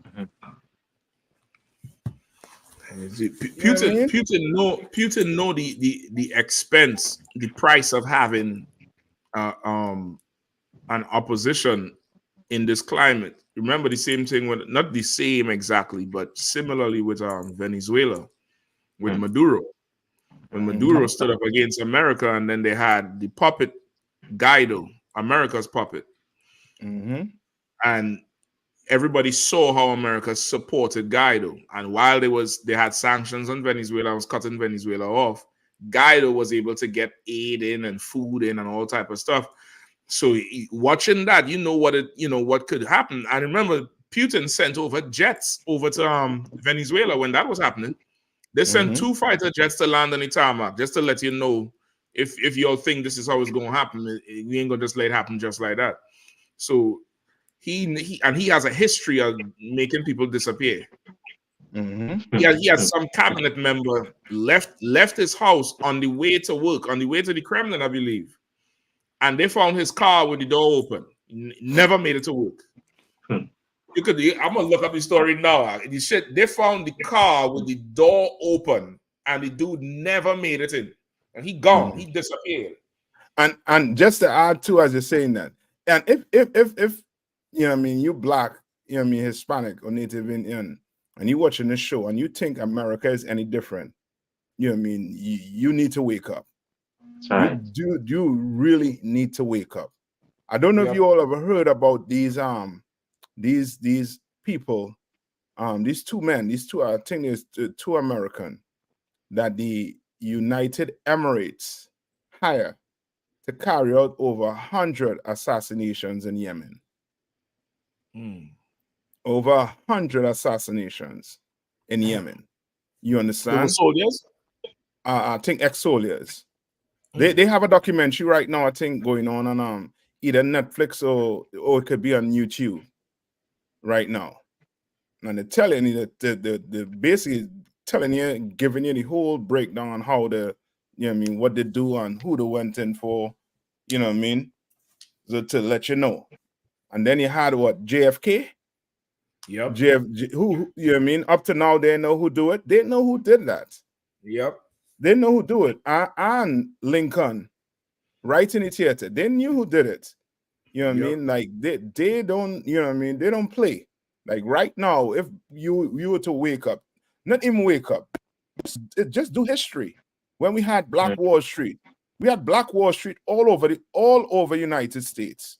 And what they did, they got rid of it by what? Politics? No, by violence. Yeah. You understand? Yep. Which they let you know who you're dealing with. When it comes to them, they deal with the pecking order like an animal in the jungle deal with the pecking order violently. They don't just, you know what I mean? They don't just, you know what I mean, just somehow wake up and they're in power. No, they will unalive you. They will do everything, disrupt your whole culture to stay in power. And now you're gonna wake up one morning thinking, well, this is just life. This ain't life. You know what I mean? You are a puppet, and your preacher is the one that playing the strings. Yep. Even down there in North Carolina, that in Wilmington, I think, that newspaper. Right. That newspaper when they was tired of having black people in power, and it was damn near like an ethnic cleansing, and they burned down that black newspaper building. They had some story in the other day. I told you I was watching it, and they were saying part of the plan was to kill the brother who owned the paper. I forget his name. He has some famous name down there because that family was kind of prominent. And a white man had to give him the password to get out of the area. What they did was they made a perimeter around that Wilmington area, and they would only let you out if you knew the certain code word. And then the mob that come in don't know every single black person, and this guy, even though he owned the printing press, he ain't known. So a devil had to give him the password to leave out. And that's how he did not get killed when they come to burn down the paper. And when they didn't get him, after they done burn the building with the paper down and they're leaving, that's when they starting to loot and burn down villages because they was angry they didn't get him and his family. And afterwards, the American government damn near had a gag order on North Carolina to not talk about it and report it. But they say that was a damn near one, like what they would record as a coup in terms of going up against the government that was established, which was primarily had a lot of black people in power. And white people down there wasn't having it no more. And they just went to killing. So what you say now, Zach, is absolutely right. If you think that's something strange and that can't happen here, and you talk about, why don't you go live in Russia? You should be happy, you live in here. You disappear here the same way. In fact, you wouldn't even disappear. Just kill your way you stand, like Medgar Evers or Martin Luther King. Just lay you out right there and go boast about it and go auction a gun like George Zimmerman. You know what I mean? Yeah. Salaki, Kev, if I may. Go ahead. I was reading up real quick on this Navalny cat, and I see here, why Putin may have did what he did, because this type of move shows that he rules in power. He is absolutely in power. And the Navalny cat back in 2021 made a statement that he said his political slogan he was proposing to change. He was pushing like, we're going to make sure Russia will be free. He was going to try to change it to Russia will be happy. And that happiness is why Putin probably did what he did, because happiness screams America. It screams the colorful movement. And, they don't tolerate certain things in other countries. So it's like, you got to pay attention to, we have this Western mind state of everywhere you go in the world is supposed to be like America. Russia don't roll like America. They don't like that happiness. They don't like them drugs. That's why Brittany Griner, you mentioned earlier, was in prison. You know what I mean? Like, you bring something that is contrary to their understanding and believing, and you're going to find yourself, drinking some water as what you thought, and you ain't going to never wake up again. That's it. That's absolutely it. Like he Putin right now, he's trying to maintain an identity that's, probably 1,000 more years old. He's trying hard to do that. And he does not want that American influence. And he does not want to be subjugated by America. He doesn't want that thing, whether it's proxy through NATO or through Poland or Hungary or whoever. So anything that seems like a threat to national security, he's making a play for it. And he don't care, because he playing for keeps. If it is you want to find him wrong for doing what he's doing, he ready to deal with the consequences of it. He's not playing pretty politics at all. He playing power. You know what I mean? Yeah, and also too, as I say that too, like this is biblical also too, meaning this, like they think they could change the Bible. I want to say they, meaning the oppressor. The Bible speaks about Russia having a hook, pulling them back. You understand? This Navalny wasn't going to pull them back. He was going to try to join with America. You understand? But the Lord say Russia is going to be pulled back, and Putin is that man that's pulling Russia all the way back. Yeah, everything you're seeing is biblical. You thinking you just like we think we make a decision to go and buy the new pair of Jordans or the new pair of Clarks. No, we ain't making a decision. Them things pushed on us. You understand? Well, the Lord, he'd already set it up where America and Russia, they're going to be enemies. You understand? Because America trying to do what Nimrod was trying to do, which was what? Join the whole world together now to go and try and fight the Most High. You understand? But the Lord don't want that. The Lord does not want that. You know what I mean? But your preacher, he ain't gonna tell you, you know what I mean? The Lord is all love, but the Lord he doesn't want it. So we're gonna have some war on this earth. You understand? Christ gonna have to come back and really, you know what I mean, save us. You understand? Yeah. These two here, we get caught in the middle. They do not care who lives or dies. Yeah, it's a wrap. It's an absolute wrap. It's an absolute wrap. Any more on Navalny? Or we could go ahead and move on. It just goes a little bit more into like what Captain Nythop was saying, the previous attempt through a nerve agent. But that's pretty much it, sir. Like the Captain Kwame was just saying, Putin is flexing his power for sure, sir. No, because because as Mashak was saying too when you brought it out last week when we was watching the with what's his name? With Tucker Carlson. Tucker Carlson. Mm-hmm. Putin said numerous times he went to America. He went to America to try and join NATO.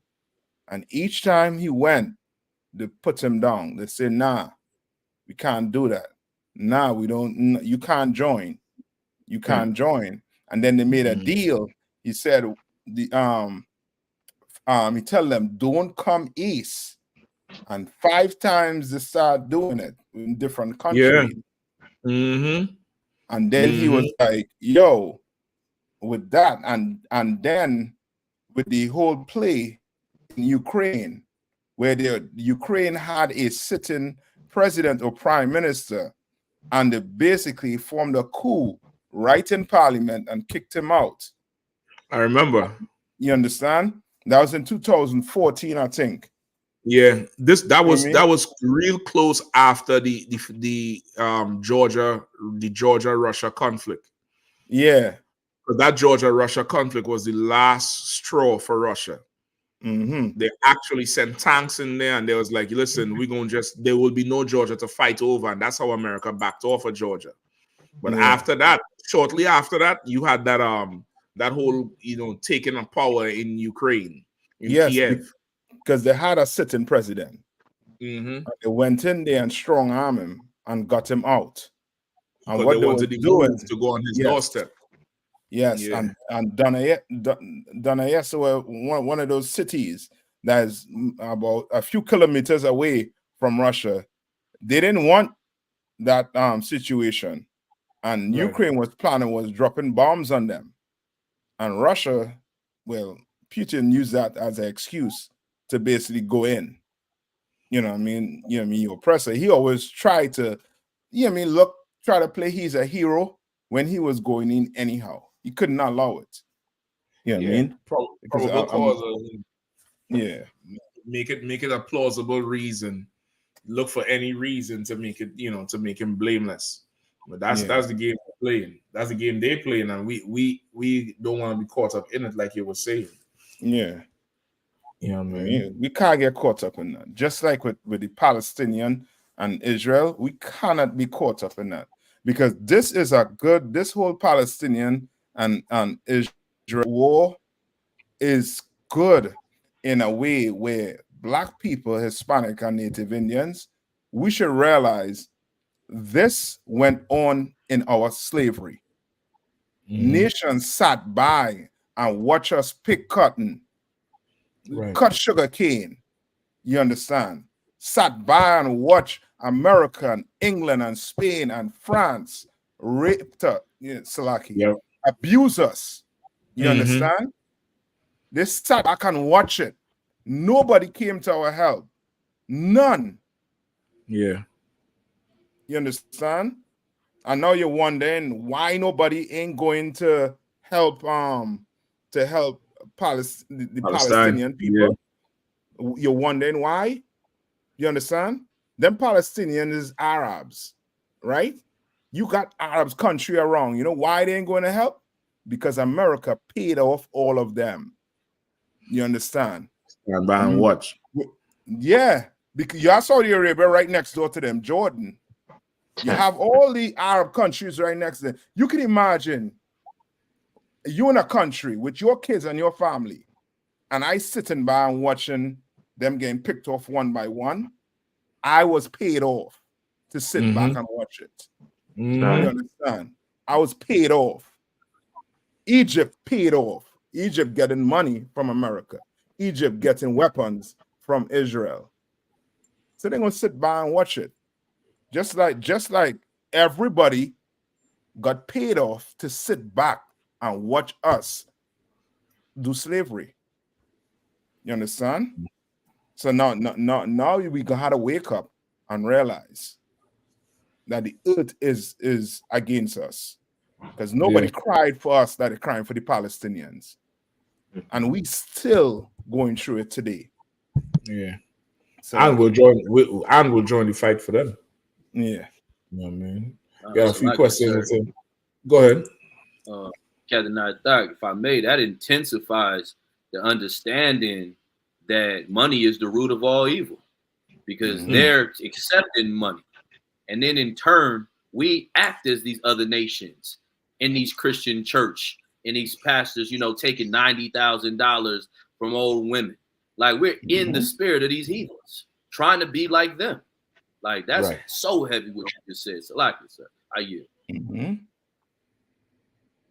So Officer Maccabia was asking, where can I find that precept, Russia being pulled back? Ezekiel 38 and 4. Probably 38 and 4. Ezekiel 38 and 4. Maccabia, somebody could read it real quick. We ain't gonna break it down. We could just read it so the brother could hear. Cause I think you pretty much broke it down before. You know what I mean? Ezekiel 38 and 4. No sweat. I think there's another Russia story too. Huh? I think there's another Russia story too, right? About the missiles. Yeah. I definitely want to get to that one. And then we had to talk about these cops that get blown away in DC. Listen. Now, like you said something some years ago, brother, and listen, it's a few things. I ain't forgetting them things. You said, as this society fall, the first place the public is going to turn their anger is going to be on police officers. And as it's falling, you're seeing it happen right now. And these cops could have lost their lives, fully lost their lives, and it's just a sign of the times, brother. Sign of the times. Go ahead, Sohab, if you don't mind. The book of Ezekiel, chapter 38 and verse 4. And I will turn thee back and put hooks into thy jaws.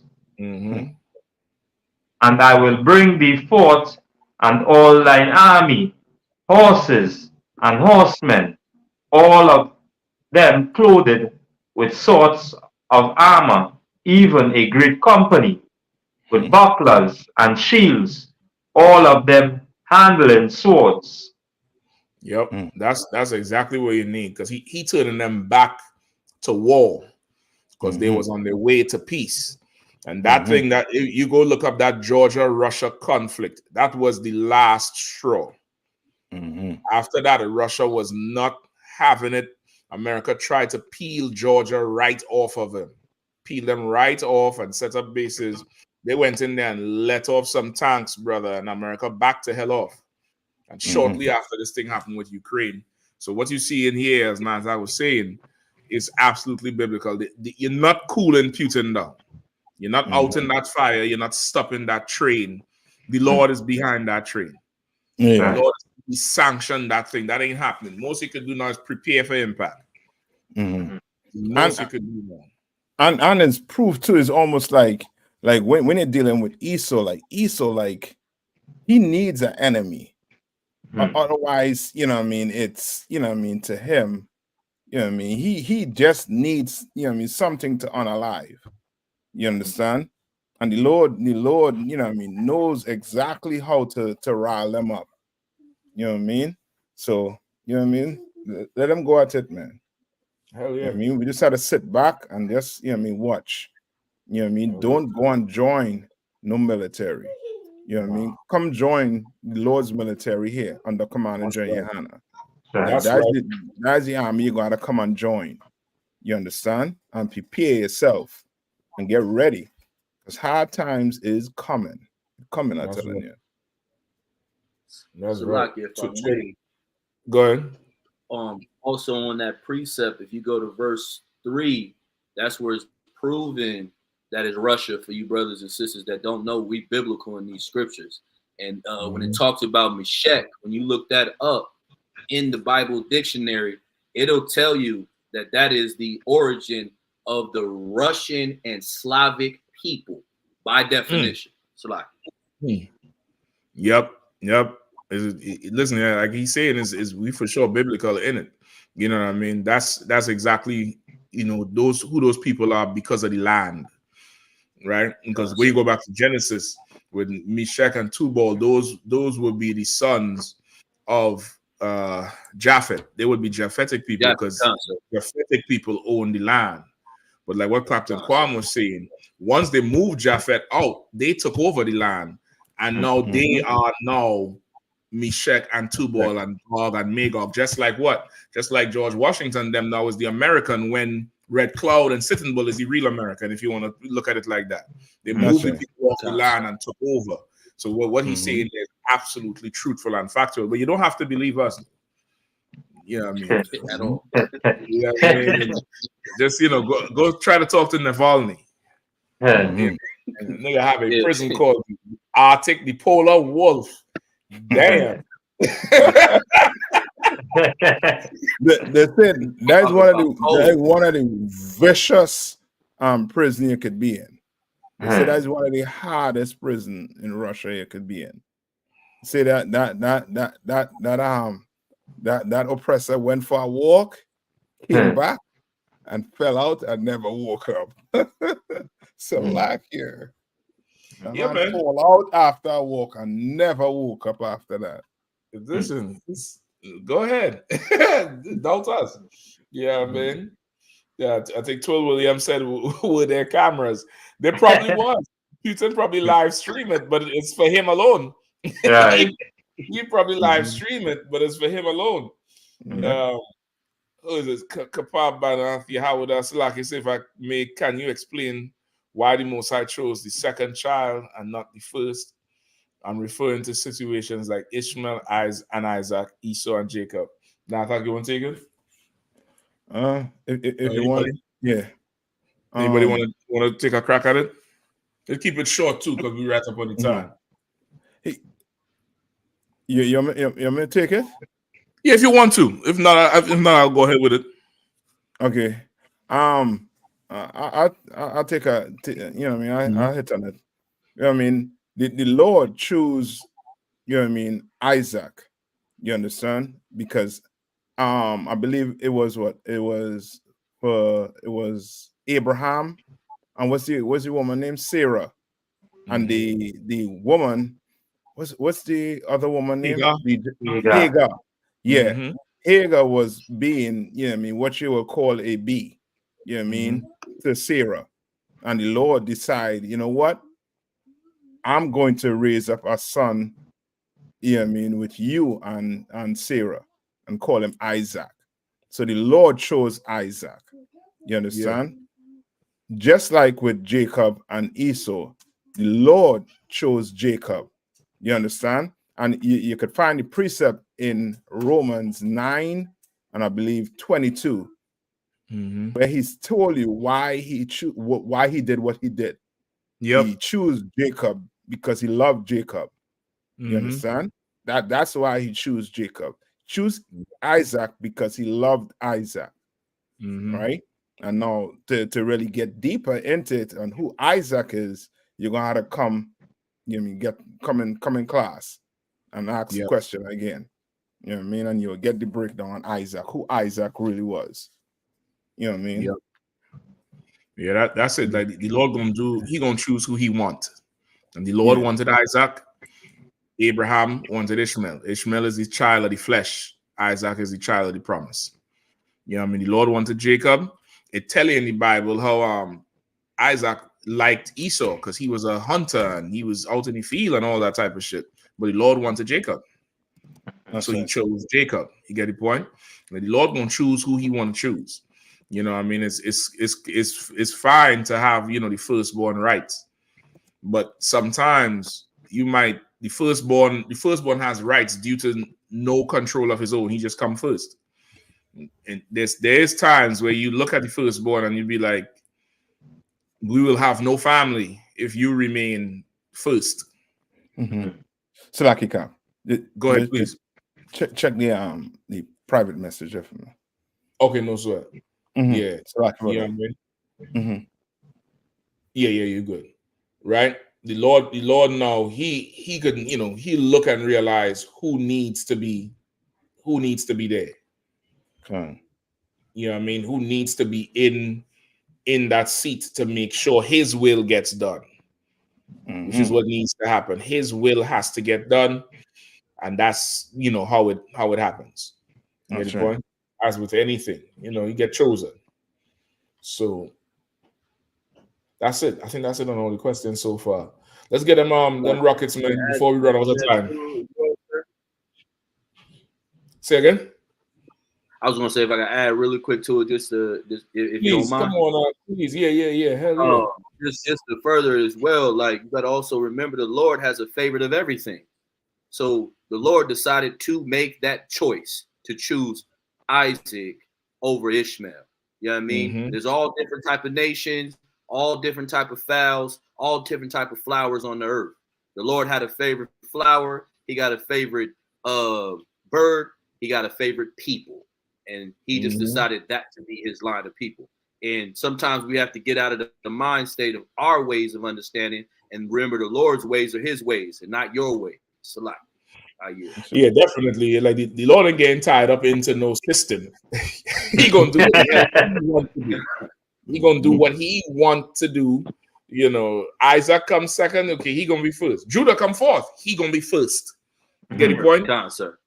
Christ come last. He's last king.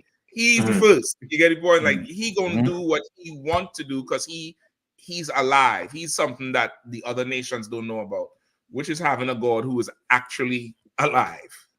You get the point? Whatever they write in the Quran, that shit ain't changing for nothing. He has stolen a baby. He has stolen that baby. The Lord can come and say, "Stop! I say this right here." And that's that. You get the point? So, on to the Rockets.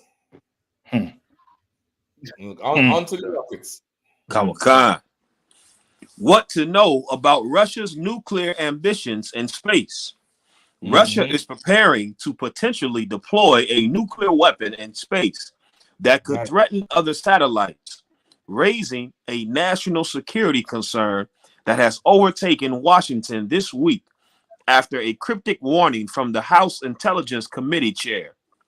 It remains unclear what the weapon actually is.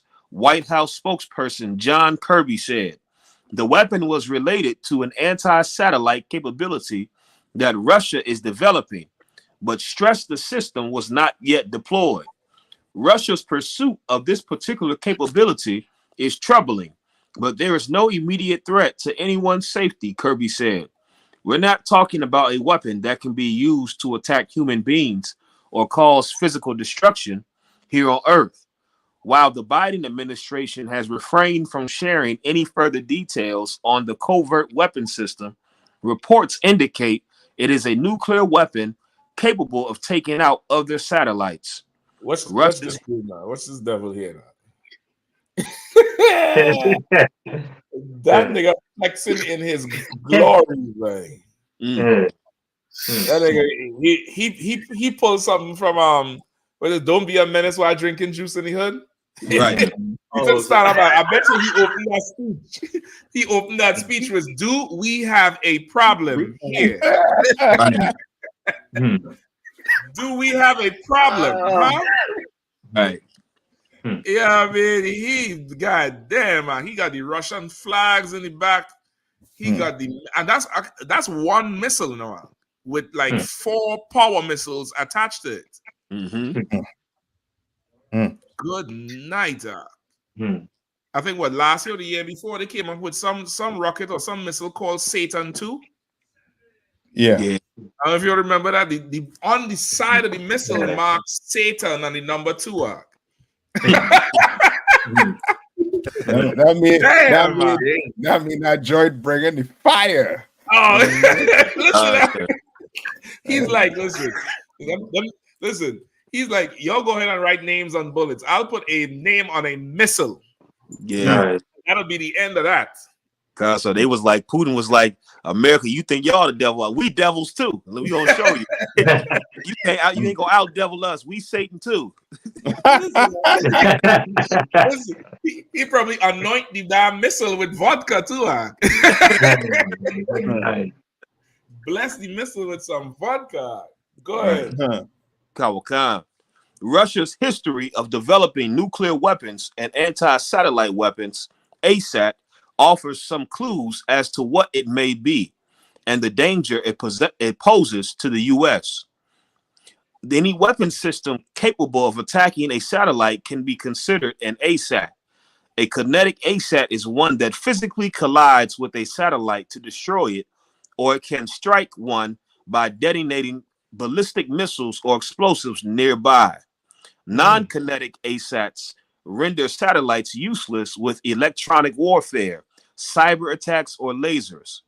ASAT testing began during the Cold War when both the US and the Soviet Union developed the capabilities for attacking other satellites, though they did not develop nuclear weapons in space. Yo, hey, listen, they could talk about this is to knock out satellites. This is to fight Christ. Like, that's what this is. Like, why would you need to launch a nuclear weapon for who? Who you trying to unalive? Who you trying to put down? This is to fight the king. This is to fight the king, and boy, they're gonna be in for. Yeah, I mean, I'm wondering, you know, if in the fourth dimension the Lord have some kind of, you know, high level media team, brother, because I want to see, you know, when Christ come and he see it and stop the missile with the hand. I don't know what he gonna do. He gonna do some crazy shit. A jet gonna be coming. He do this here, and the jet ripping too. He gonna do some crazy thing. I want to be able to see the might and the power, because these nations, they're flexing. They're flexing with their might and their power, brother. And I want to see when the Lord come and humble them, bro. Humble them down and put everything in the dirt, in the dust, and destroy everything and crush it. And rip tongues from mouth, because of course, you know, they would can't believe it's a Negro doing all of this shit. A few tongues gonna end up on the ground over it. And it's gonna be right. Look at all this might and power people have, man. You have people can't eat, can't pay their bills, children can't get medicine, you building money, testing nuclear missiles, wasting missiles, you know, all kind of nonsense you're doing with resources. Only Lord come and destroy this thing, man. That's right. How much $1 billion this damn missile cost? You know how much people could eat off of that shit? Lifetime. Come on, man. So, like I said, the arrogance of them, like the arrogance of them to even, like you said, put Satan 2 on there, or the different type of names, like that in itself is spiritual. Like when you see to think about it, and you look at the bigger picture, you know, all these naysayers that say we don't know what we're talking about, or the Bible is not factual, then why do they have to go and do what they do? Why do I have to say the things to say and put those displays on missiles and, you know, things like this? Because they know who they're working for. When are you going to realize who you need to be working for? So like you. Exactly, boy. That's ridiculous right there. Any morning? Live, sir. That's about it. Yeah, so they're scared because he ready to put that thing up there. Kawakan, sir. If I may too, there's been a lot of conspiracy theorists on the TikTok side of things, mainly white American men, where they are this thing, how they talk about the incoming blackout, and how they believe that either between Russia and China that there's going to be some type of cyber attack that is going to take out the entire grid. Not to say that this won't happen, but of course Esau, he's a conspiracy theorist and he believes everybody's against him, and so just seeing this is definitely stoking the more and more the fears of these oppressors, and just knowing the capability of certain missiles, that this would be the way you would do that. Launch a nuclear weapon into the lower atmosphere, and versus detonated it in lower atmosphere, and it has the I forgot the term for it, the capability of now taking out all the electronics. Say it again. EMPD. What? Yeah, concept. EMP, right? Mm-hmm. That's the same type of effect it will have. So, like stories like this, there's no telling what's going to happen. But I know it definitely. Esau, he watching this close, and they buying up bunkers like crazy. They buying all the little storage, dry food. I see more and more commercials of that emergency supply rations. And, and on TikTok, it's hilarious, but it really is signaling the end of what the Bible says. Like they know this is the end. Like Revelation say, they know their time is short, and they getting angrier and angrier, and they just know it's in the air. Yep, skinny coming. Skinny coming. I'm trying to tell you, skinny coming, boy. This is I think this is the Satan 2 here. Say why Russia has introduced nuclear missile called Satan 2. What happened to Satan 1? What happened to the first Satan? That's what the hell I want to know. What happened to number 1? Go ahead. They telling you they are Satan, sir. We're Satan too. Right. Yeah, I mean, like they ain't playing, man. They ain't playing. I listen now. They like to talk about black people. We so ghetto and stuff. We go on the damn TikTok and the Snap and flash our guns. They're flashing the missiles on the media. Who ghetto? Right.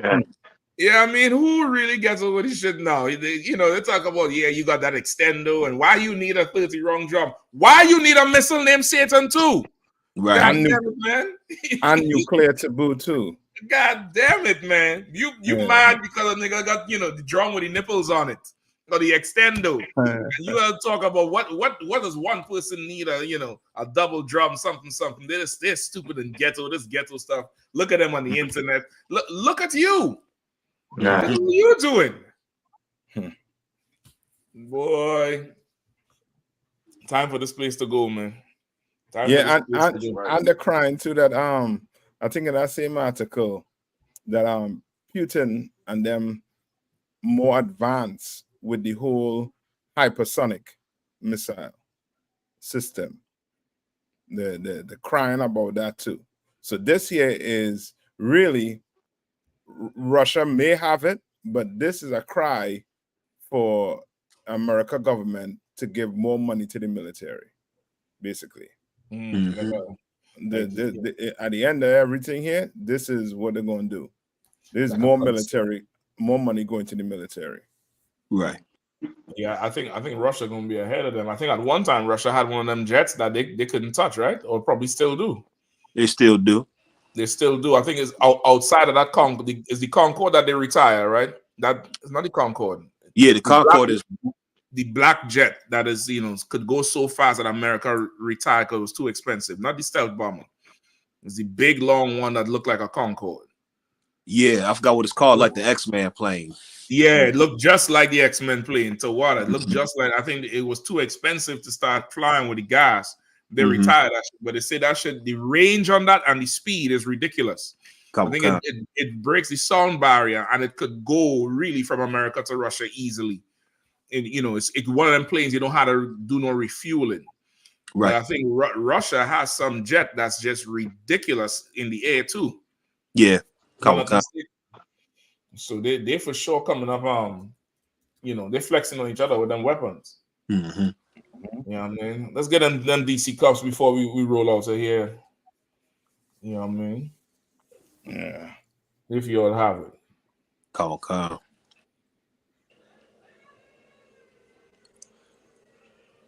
DC man who police say shot 3 officers in custody after 13-hour standoff. A suspect is in custody Wednesday night after police said he shot and wounded 3 DC officers who were attempting to serve an arrest warrant and then holed up inside his home. The standoff lasted around 13 hours and started when police approached the house on Hannah Place in Southeast DC around 7:30 a.m. Right. Police. So La Pura Neta says the blackbird to water. The blackbird. I think that's what anybody could go look it up. It looked just like that X-Men plane, and it's absolutely ridiculous in the air. Right. Go ahead. Calm. Police say 46-year-old Julius James of Southeast refused to come outside, then shot at officers through the door as they tried to enter his home. The shooting sparked a massive police presence in the area, closing down several nearby streets and forcing some nearby schools into lockdowns. And listen, there's a school, I think, across the street. When they say nearby, they ain't talking about like blocks away. And I think the school is like down near across the street. Right. And for anybody who, know DC, like DC for sure has been wild over the past 2 years. There's definitely been an increase in activity in gun violence or gun related activity for sure. Right.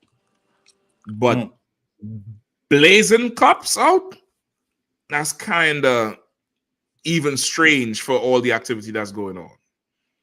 But it's definitely a sign of the times we're in.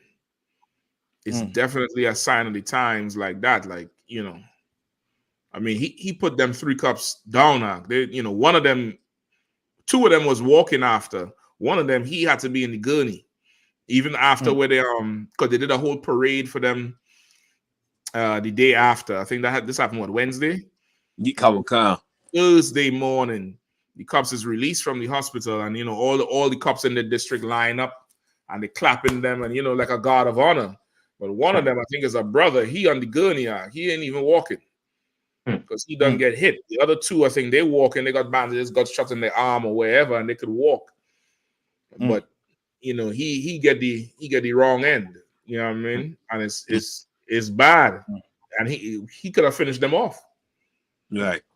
This brother here could have finished them off. You know what I mean? Any more? Calm.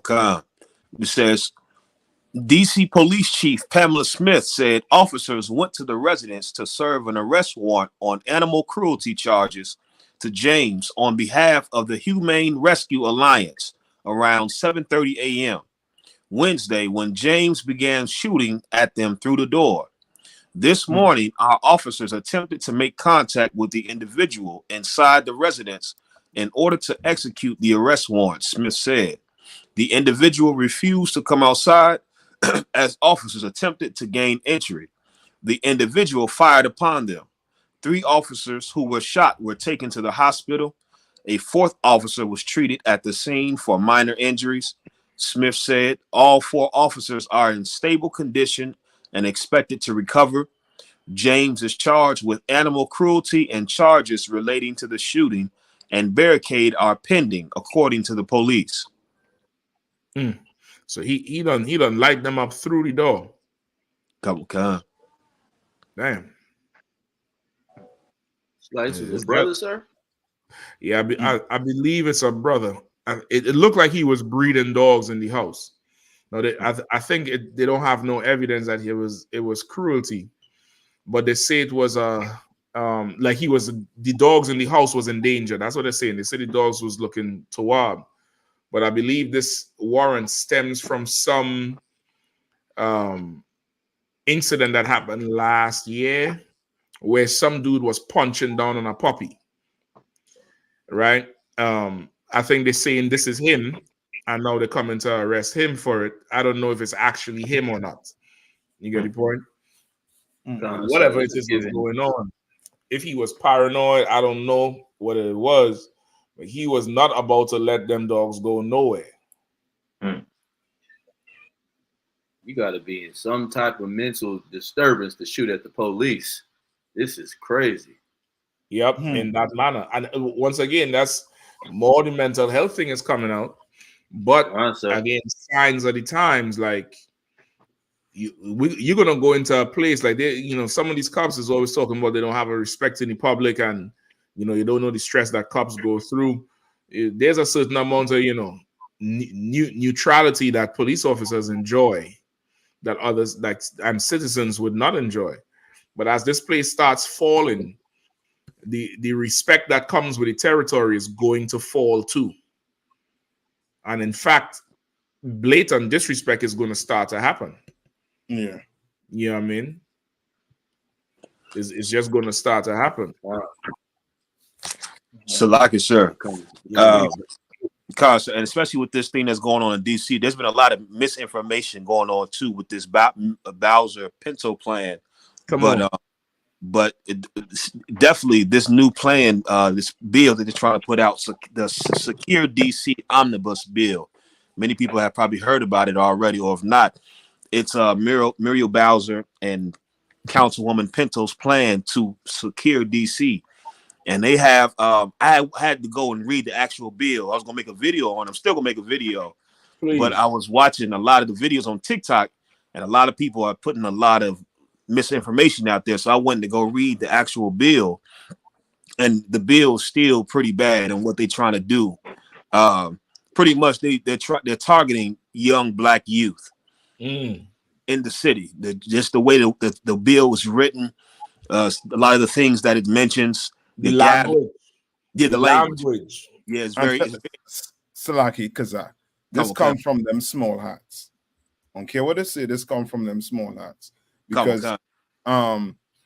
there was a short video that was played where Small Hat was saying that their issue is these young Black youths. Mm-hmm. And this is them. It might have our face in it, might have our people coming out and, you know what I mean, on how to put it, on embracing it. But in the background is them small hat that pushing these brothers and sisters to the forefront and telling them this is going to help save the lives of your other kids that haven't been shot as yet or unalive as yet. Right. You understand? But this is them small hats attacking these young Black youths. Kind of, sir. No, you absolutely. You too are, Cap. You absolutely right too. It goes to the whole thing about how they're trying to revitalize. And I not only that, sir. I think you right on the money in saying that. I personally think this is an attack against the UPK, because I think when just reading the bill, the focus of it is they had different news stories coming out about Chinatown, the businesses, and Chinatown, the open air drug market in Chinatown, and how many businesses are leaving Chinatown. And now, especially since the center with a what's it called, the Verizon Center, right? Now they talking about moving it to Virginia. They saying that this is going to take away so much money and commerce in that area, on top of the Black youth open air drug market. But the one thing that they're not saying is, and you know, maybe I might be a conspiracy theorist on it, but I think they're trying to find a way to stop us from speaking in Chinatown. Now I could be reaching, but you know, just the whole limiting the gatherings. They have the DC police have the right to establish a drug zone where they can cordon off a section of a block for 5 days maximum, whatever they deem to be a drug zone. Like, the language is real broad. And a lot of people that's reading, a lot of critics, even oppressors, are saying this is a slippery slope into fascism. This is a real slippery slope the way y'all wrote this bill. That's where it's gonna have to go. You know what I mean? And shit. If they try to find a way to shut us down, they're gonna have better success trying to find a drop of water in the ocean. I'm gonna tell you that straight up and down. They're gonna have more success with that shit. That ain't happening, and it ain't gonna go the way how they think it's gonna go. But the bill is very, from what I read before. No, I ain't go into it further because I honestly didn't think the shit was going to pass. I don't understand how the thing passed, and quite frankly, it passing lets me know those people on that DC council, they all need to go. Yeah, they all need to be, go. They all need to be voted out or whatever, and get some young, fresh blood up in there who have, more practical solutions to something, instead of turning, DC into the Gaza and the goddamn the state of Israel. Because that's what you're really doing. You're trying to draw a line socially down in the city and have a certain amount of people oppressed with it. You know what I mean? So it's definitely it's going to be interesting to see how this thing plays out. And to see the increase in crime that's going to happen because they don't understand the times people living in. That's not going to stop anything. It's right. Absolutely not going to stop anything. Go ahead, please. If I may, not, you know, I know brothers are from DC or live in DC, and from an outsider looking in, because I'm all the way here on the West Coast, I see here that this like story we're bringing now is also a ploy. They're gonna ride the coattail of this story. But for me, just hearing and kind of, you know, surveying what goes on the internet or what, you know, populates in the news articles, there's a lot of political crimes that are going on as far as unaliving people in that area. Because, you know, it's a lot of undercover things that are being swept under the rug, but there's no bill to attack that.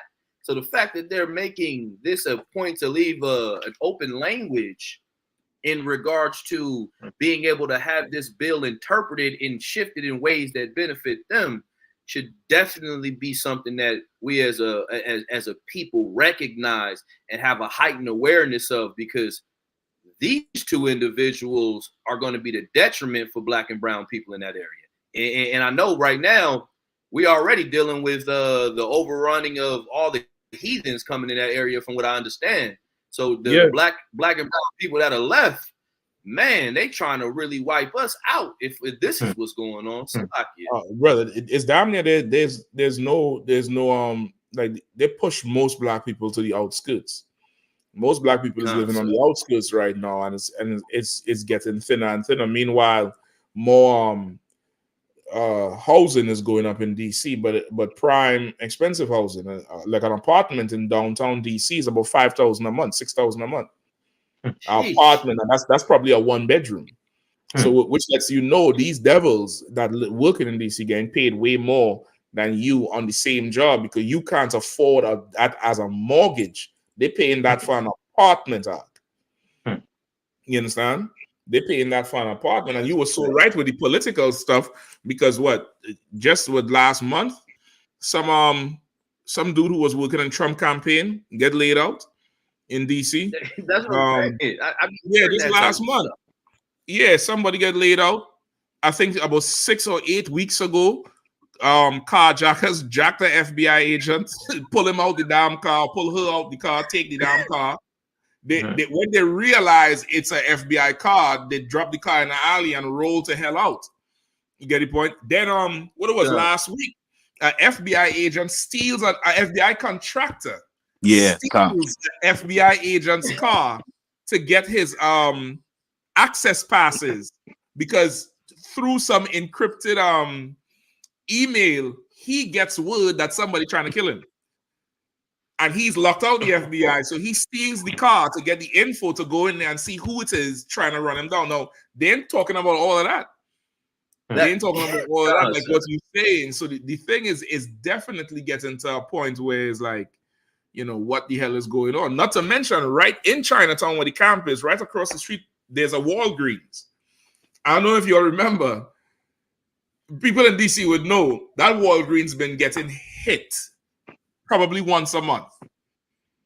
I think last month, some dude walked in there with a gun. Oh, he took the gun from the security and robbed the store and rolled to hell out. Guess what we're finding out now? The manager and the dude who robbed in the damn store working together. I mean, this is what I got to see. I think Muriel Bowser and this Pinto woman is suffering from SBW. And they really need to just relinquish all power to Command and General Yohana, because he gonna run the city way better than they can. And he ain't gonna have to, you know, quarantine nobody and use certain language that gives police, you know, a license to, you know, further abuse people. That's what I think. Go ahead, come on, Claude. That's funny, because I remember when that Walgreens first opened. I think we was at the camp and we were talking. We was out there teaching, and it was some young brothers out there, and they was talking. We had brought out about the drugs, how drugs was, in DC in the 80s and so forth. And we let them know. We said, y'all brothers, y'all in a trap. You're not getting money like they was getting in the 80s anyway. I remember that, Kahan. You was the one bringing that up. Go ahead. And I pointed right over to that Walgreens. I said, you want to know who your new competition is? that Walgreens right across the street. That's your new car. I said that's where it's going to the pill game.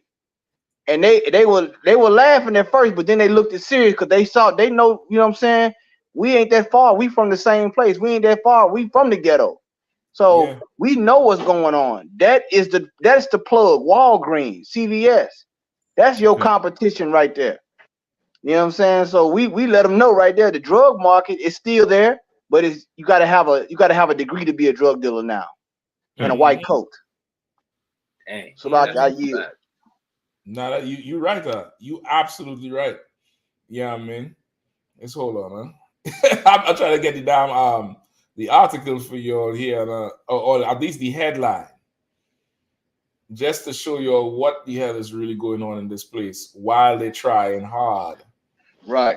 Hopefully I could get it before it's in. Hey, Cap, it's like they got the Washington Wizards and the Bullets all in one zone. Oh, listen, the Bullets are about to come back. Right. They said the Wizards and the Capitals going to Virginia.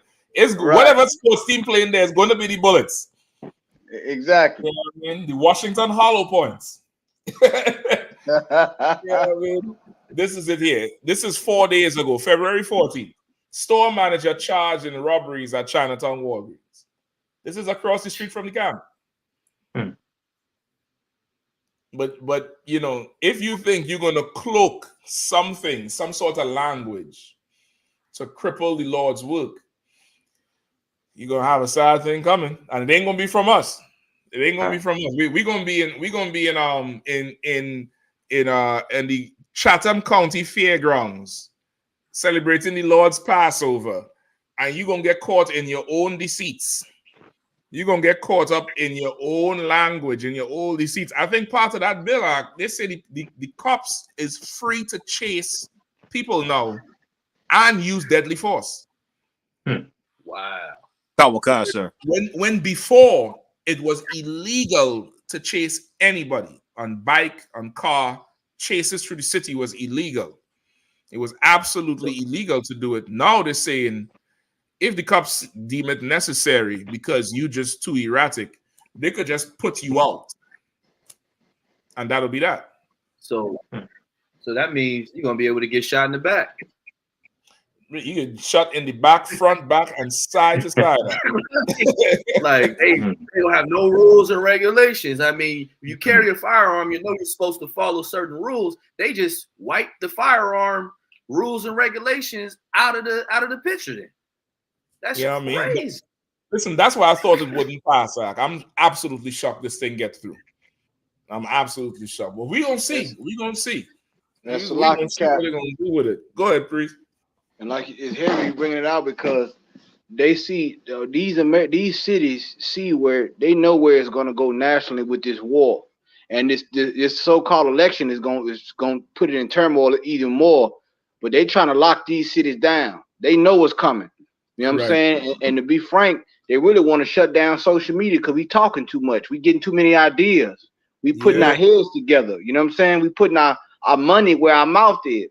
So now they like, look, if we don't lock these, like the scriptures say about Egypt, we got to deal wisely with them because lest any war come, they may join it. They may join, the enemy. Yeah. And we all know. Remember what the UPK taught you, brothers and sisters out there that's listening, that you are always, even though you have American citizenship, if you here in this country and you Black, Hispanic, or Native American Indian, you are always a potential enemy of the state. Always. Easily. Absolutely easily. You know what I mean? So it's so much, so much going on. I'm sure stuff like this going on in all these little cities, in these little counties all over the states. We're only hearing about it in DC because it's the nation's capital. But they're probably passing, laws and bills like this in some midnight vote, in some, small city in Arkansas or somewhere in Arizona. They definitely did it in Mississippi, Cap. They got a whole new judge. They set up a whole judicial, like a front judicial thing in Mississippi. So there's some draconian stuff you seeing that's going on here. Listen, this man, ain't even democracy. What they talking about? It's gonna help us. It's gonna help force us to self-segregate at this point, because now we only gonna be free to walk in our own places, and if we don't want to be under them, we're gonna have to set up situations where we're gonna police ourselves. So it's going to get way difficult. But boy, if you lock in with the Lord and tie yourself to the truth, tie yourself to this body, this could be, this could be damn right.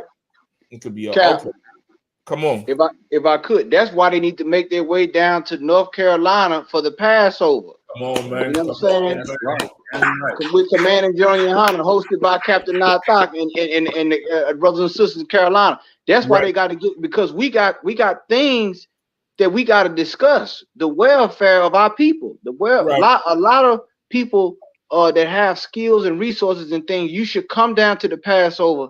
Have a seat with Command and General Yohana. Bring the plan. Bring all the things that you think that could work and the information that you know. Bring it before the seat of Command and General Yohana, man, the generals, and let's sit down and let's plot this thing out, man. We got so much we can do now.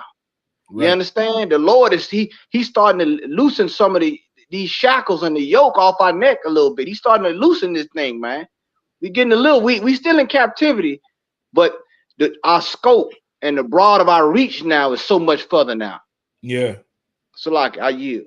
You're right. You're right. I mean, Marquise Bankroll said running from the police will be charged as a felony.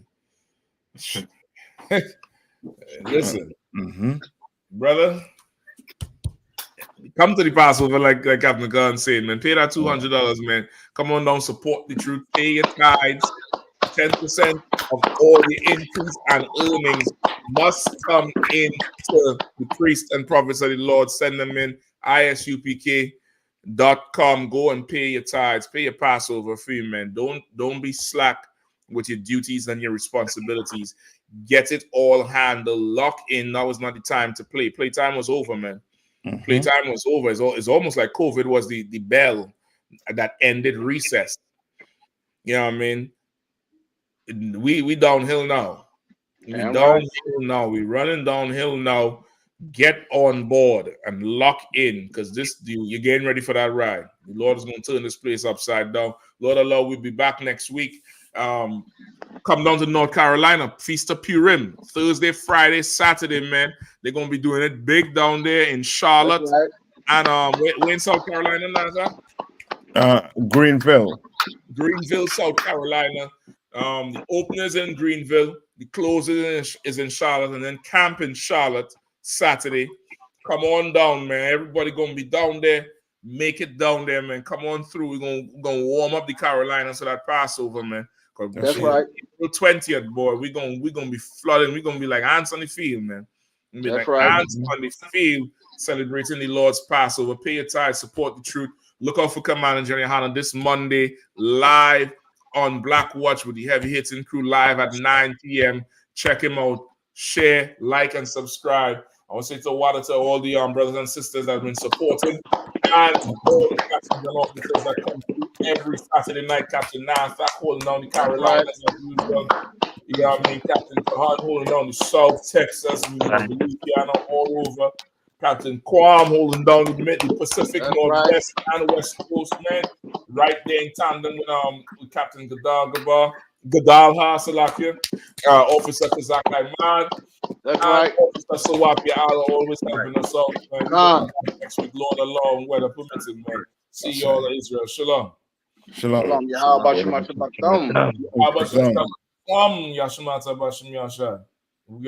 Israel, the Israelite School of Universal and Practical Knowledge, under commanding General Yohana, presents the Lord's 55th Annual Passover. That's right, the Lord's 55th Annual Passover is rapidly approaching. Commanding General Yohana is calling for all blacks, Hispanics, and Native Americans to remember what the Lord did for us by saving us from our oppressors and choosing us to be a special people unto Him, the real Jews and Israelites. Passover will be held in Durham, North Carolina. Pay your Passover fee. Anyone 17 years of age or older must pay $200. Come and enjoy fresh lamb, unleavened bread, and the Spirit of Christ. Can't wait to see you all there, Israel. Shalom. Gathered on streets and corners, all is feeling righteous. Real particular, nobody else there to compare to. Train for war, men of war, and warlike apparel. Prefer our leaders, can't get between us.